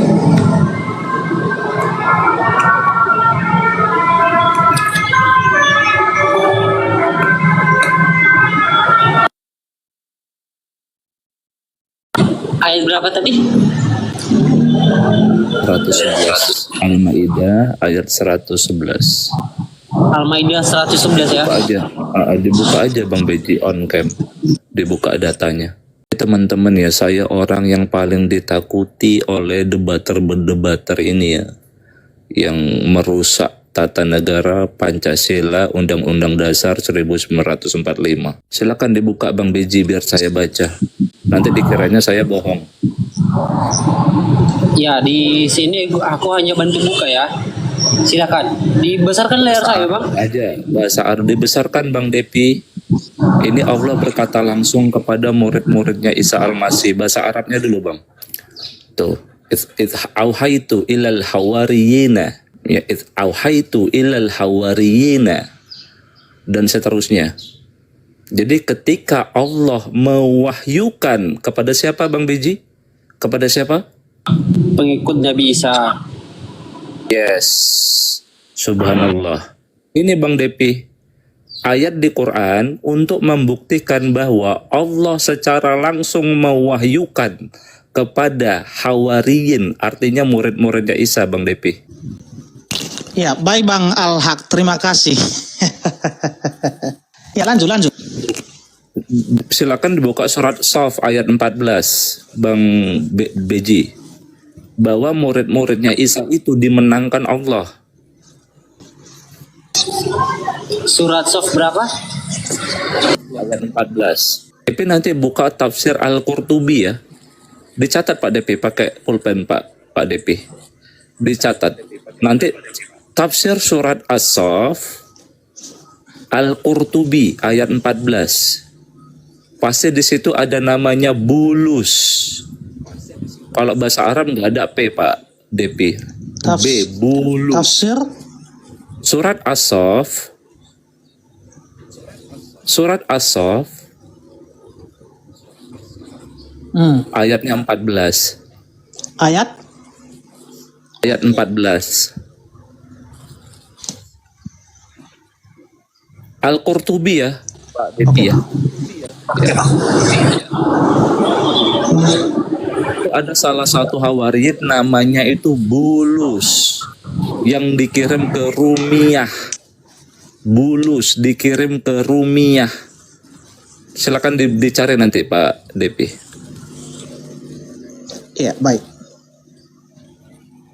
Ini Pak Depi surat ya. Ya ayyuhalladzina amanu kunu ansarallah. Kama qala Isa bin Maryam lil hawariyina man ansari ilallah qala al hawariyuna nahnu ansarullah. Di sini di tafsir surat surat As-Saff ayat 14 ya dari Qurtubi, salah satunya nama hawariyun itu siapa? Bulus. Dia dikirim ke Rumiyah. Nanti dicari ya Pak Depi ya. Jadi ada 2 ayat. Baik. Oke. Kemudian buka surat Ar-Ra'd.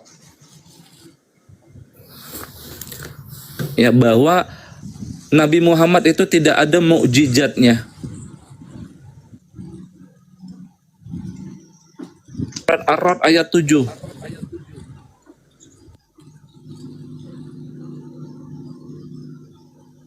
Jadi membelah bulan, terus ada kuku keluar air, itu hoak Pak Depi.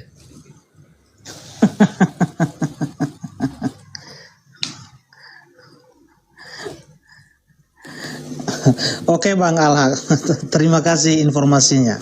Wow, open camp di Sebentar, base Pak ini. Beji. Surat Ar-Ra'd ayat 7. Bahkan orang Quraisy yang menolak Nabi Muhammad meminta tanda-tanda mukjizat itu Pak DP, tapi nggak ada.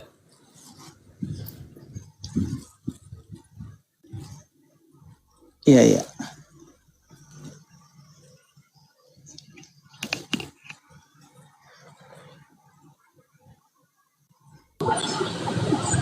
Bang Beji bisa dibuka sebentar Ar-Ra'd, nanti dikira saya bohong. Ar-Ra'd surat ke-13 ayat 7. Bang Depi Surat aja soalnya ke-13 ayat 7. paksa tangkap layar. Boleh Pak Depi ya? Anggap aja kita lagi iklan Bang. Janganlah nanti begini teman-teman, Bang Alhaq ya, jangan sampai kita dianggap di sini adalah monolog ya. Kita itu kita artinya kita jaga ya. Jadi kecuali kalau ada Bang Zuma tadi, karena kan Bang Zuma kan kita tahu apa statusnya ya. Jadi makanya saya berani tadi mengutip hadis dan juga Al-Qur'an karena ada lawan debat kita. Jadi mereka kan nggak ada di sini ya. Jadi mohon maaf Bang Alhaya, jangan terlalu apa ya kita membahas lah. Iya. Kayak gini loh Pak Depi, Al-Quran itu tidak mau kita pengikut Nabi Muhammad, mau kita pengikut Isa, mau kita pengikut Musa, bahkan mau kita sebagai sabiin ya, di luar pengikut Nabi Musa, Nabi Isa, Nabi Muhammad, Hindu, Buddha, semuanya dijamin keselamatan kok Pak. Dan negara kita teman-teman di bawah, teman-teman muslim saya di bawah ya, negara kita itu udah sesuai dengan Al-Quran. Ya, bahwa semua penduduk Indonesia ya kan diberikan kebebasan penduduk Indonesia memeluk agama yang dipercayanya masing-masing. Sebenarnya begitu agama. Ya, hamba hina, ya hamba hina, tolong dimu dulu hamba hina. Ini doubling.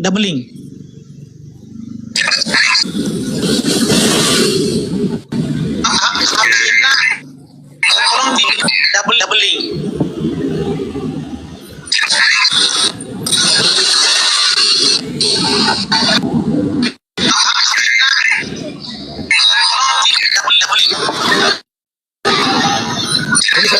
Tapi nggak bisa Pak, tadi dari situ aja.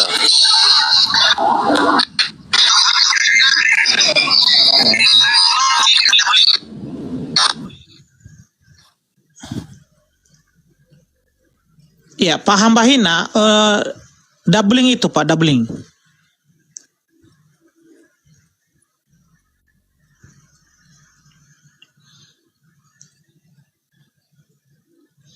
Ya, silakan Pak Hambahina, kalau mau bernarasi silakan Pak. Mau sampaikan apa? Silakan. Soalnya kita nggak lama lagi waktunya ini, saya mau ngantar anak sekolah.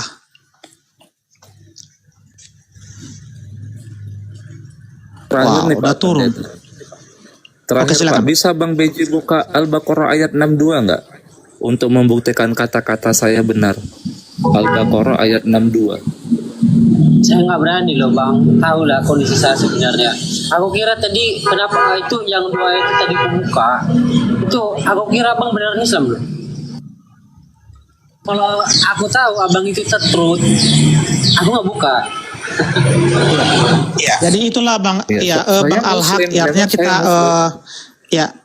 ya kita saling menjaga di sini ya, artinya jangan kita dianggap monolog ya, apalagi kami berdua Bang Bezi kan udah open cam ini ya, apalagi saya itu tidak menyembunyikan alamat saya ya, saya sudah di atas komal ini saya sudah beritahu di mana alamat saya, bahkan nomor WA saya ya ada sama sebagian apologet dari saudara kita Muslim.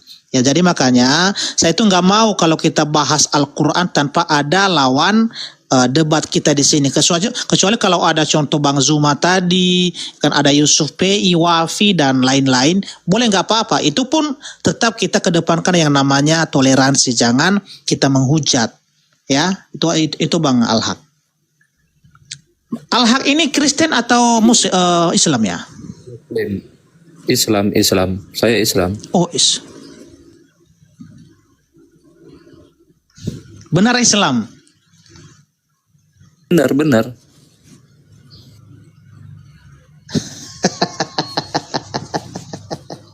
Saya meragukan Bang. Saya meragukan. Ya ini. coba dibuka. Coba dibuka ayatnya. Al-Baqarah ayat 62. Nggak usah dulu lah, nggak usah. Al-Baqarah Ayat 62. Bahasa Arabnya aja biar saya baca. ya.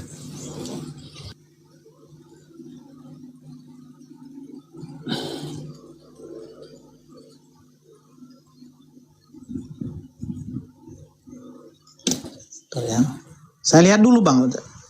Nanti kalau apa saya tampilkan bentar ya. Al-Baqarah Ayat 62. Makanya undang-undang dasar kita sebenarnya sudah sesuai dengan Al-Quran, Pak DP. ya, oke ya. Ya, saya bacakan di sini ya. Terjemahan aja saya bacakan di sini ya. Sesungguhnya orang-orang yang beriman, orang-orang Yahudi, orang-orang Nasrani, dan orang-orang Sabi'in, siapa saja di antara mereka yang beriman kepada Allah dan hari akhir dan melakukan kebajikan, mereka mendapat pahala dari Tuhannya. Tidak ada rasa takut pada mereka dan mereka tidak bersedih hati. Ini Bang. Itu sesuai dengan Undang-Undang Dasar 1945 kita, Pak DP. Innalladzina amanu, itu saya itu. Pengikut Nabi Muhammad. Kami disebut mukmin di Quran. Innalladzina amanu walladzina hadu, dan pengikut Musa. Wan nasara, dan pengikut Isa. Wassabiina, dan pengikut di luar pengikut ketiga utusan tadi. Man amana billah, barang siapa percaya kepada Sang Maha Pencipta, wal yaumil akhir, dan percaya hari akhir, wa amila solihan, dan berbuat baik secara terus menerus, secara konsisten, falahum ajruhum inda rabbihim, maka bagi mereka pahala dari sisi Rabb-nya. Jadi udah sesuai Pak DP. Jadi Al-Quran itu, Allah itu tidak memandang kita pengikut siapa. Mau Hindu, Buddha, Konghucu, Kristen, orang mukmin, pengikut Nabi Muhammad, orang Wahyudi sekalipun Pak DP, nggak masalah, Allah nggak melihat itu. Gitu loh Pak Depi. Makasih Pak Oke, Depi ya. oke, Bang Al. Iya. Ya, terima kasih. Ini ada Bang Christian Prin ini. Ya, selamat siang Bang Christian. Shalom. Assalamualaikum warahmatullahi wabarakatuh. Shalom. Ya, Waalaikumsalam warahmatullahi wabarakatuh. Ya, gimana kabarnya Bang Christian? Alhamdulillah Rabbil alamin wassalatu wassalamu ala asyrafil anbiya'i wal mursalin wa ala alihi wa sahbihi ajma'in amma ba'du. Alhamdulillah khair. Amin, amin. Ya, silakan Bang. Jadi mohon maaf Bang Christian ya. Bentar lagi saya rungkat ini soalnya saya mau ngantar anak sekolah ini di sini. Oke, Iya. silakan Bang. Alhamdulillah. Bernarasi. Innal hamdalillahi nahmaduhu wa nasta'inuhu wa nastaghfiruhu wa na'udzu billahi min syururi anfusina wa min sayyiati a'malina. Man yahdihillahu fala mudilla lahu wa man yudlil fala hadiya lahu. Wa asyhadu an la ilaha illallah wahdahu la syarika lahu wa asyhadu anna Muhammad abduhu wa rasuluh. Amin. Bapak Ibu, pada kesempatan ini saya menghimbau kepada bapak-bapak supaya jangan lupa membayar rekening cicilan rumah BTN-nya. Karena banyak sekarang dari perbankan cicilan rumah BTN yang belum dilunaskan. Jangan main TikTok melulu. Ingat tuh cicilan mobilnya, angsuran-angsurannya, ingat tuh yang angsuran motor. Gimana sih?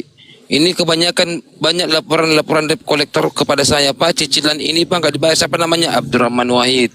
Siapa lagi? Sobirin. Siapa lagi? Sorry, kalau banyak laporan.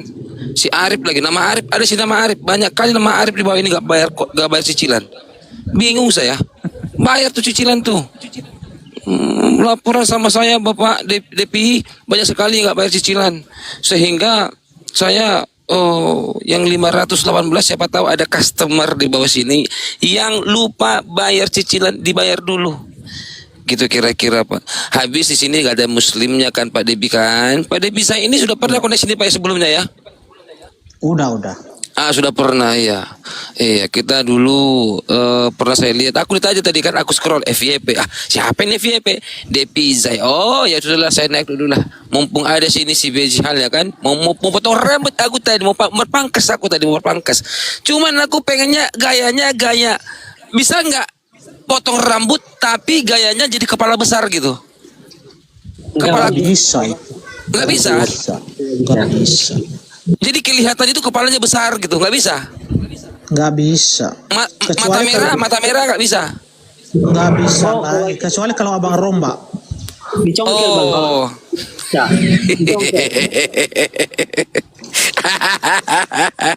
Karena begini, karena Bang Christian itu orangnya baik, nggak mungkin kepalanya besar sama matanya merah. Kalau yang kepalanya besar itu dan mata merah itu orang jahat itu Bang. Oh gitu, orang jahat itu ya? Iya, orang jahat itu. Kepala besar mata merah orang jahat ya? Iya, orang jahat itu. Iya, iyalah. Bahaya ini. Data Bang CP, data. Jangan. Kasih data nanti, bapak nanti bisain, nanti usah biar aja. Karisteng dia. Kau besi, kau ini. Oh, dia karisteng, nggak boleh. Jangan. Aku tuh orangnya bagaimana teman-temanku itu aku peluk, aku rangkul ya kan. Ada narasi-narasi yang anu-anu ya nggak, jangan dulu lah ya kan.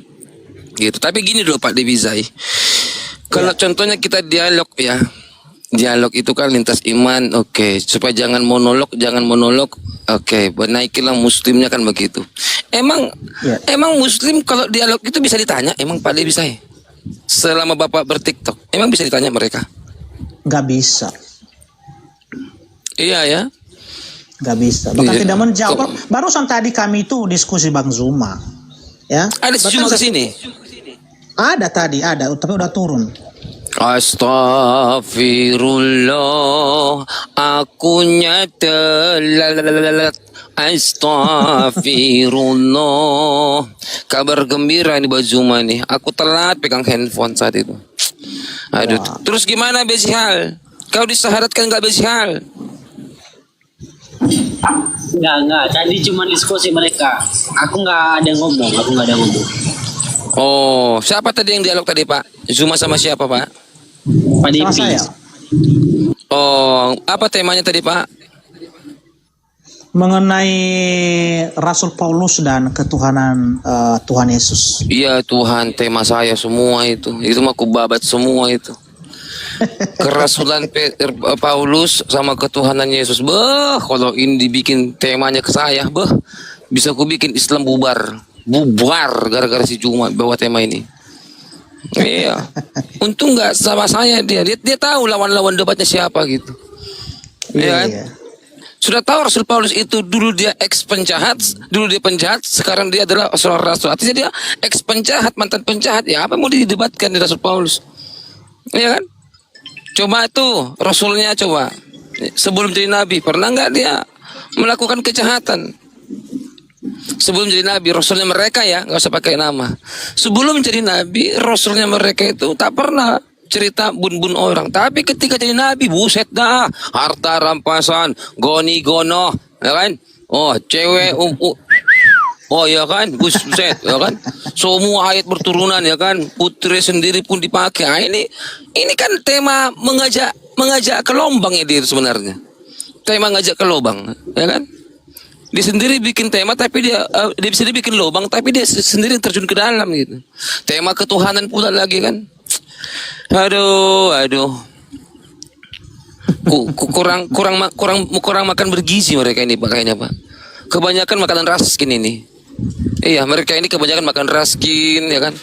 Terus nggak imunisasi, sehingga terjadi pembengkakan di kepala mereka ini. Gitu loh. Aku angkat telepon dulu Pak ya, mumpung ada nih. Oke. Iya, oke Pak.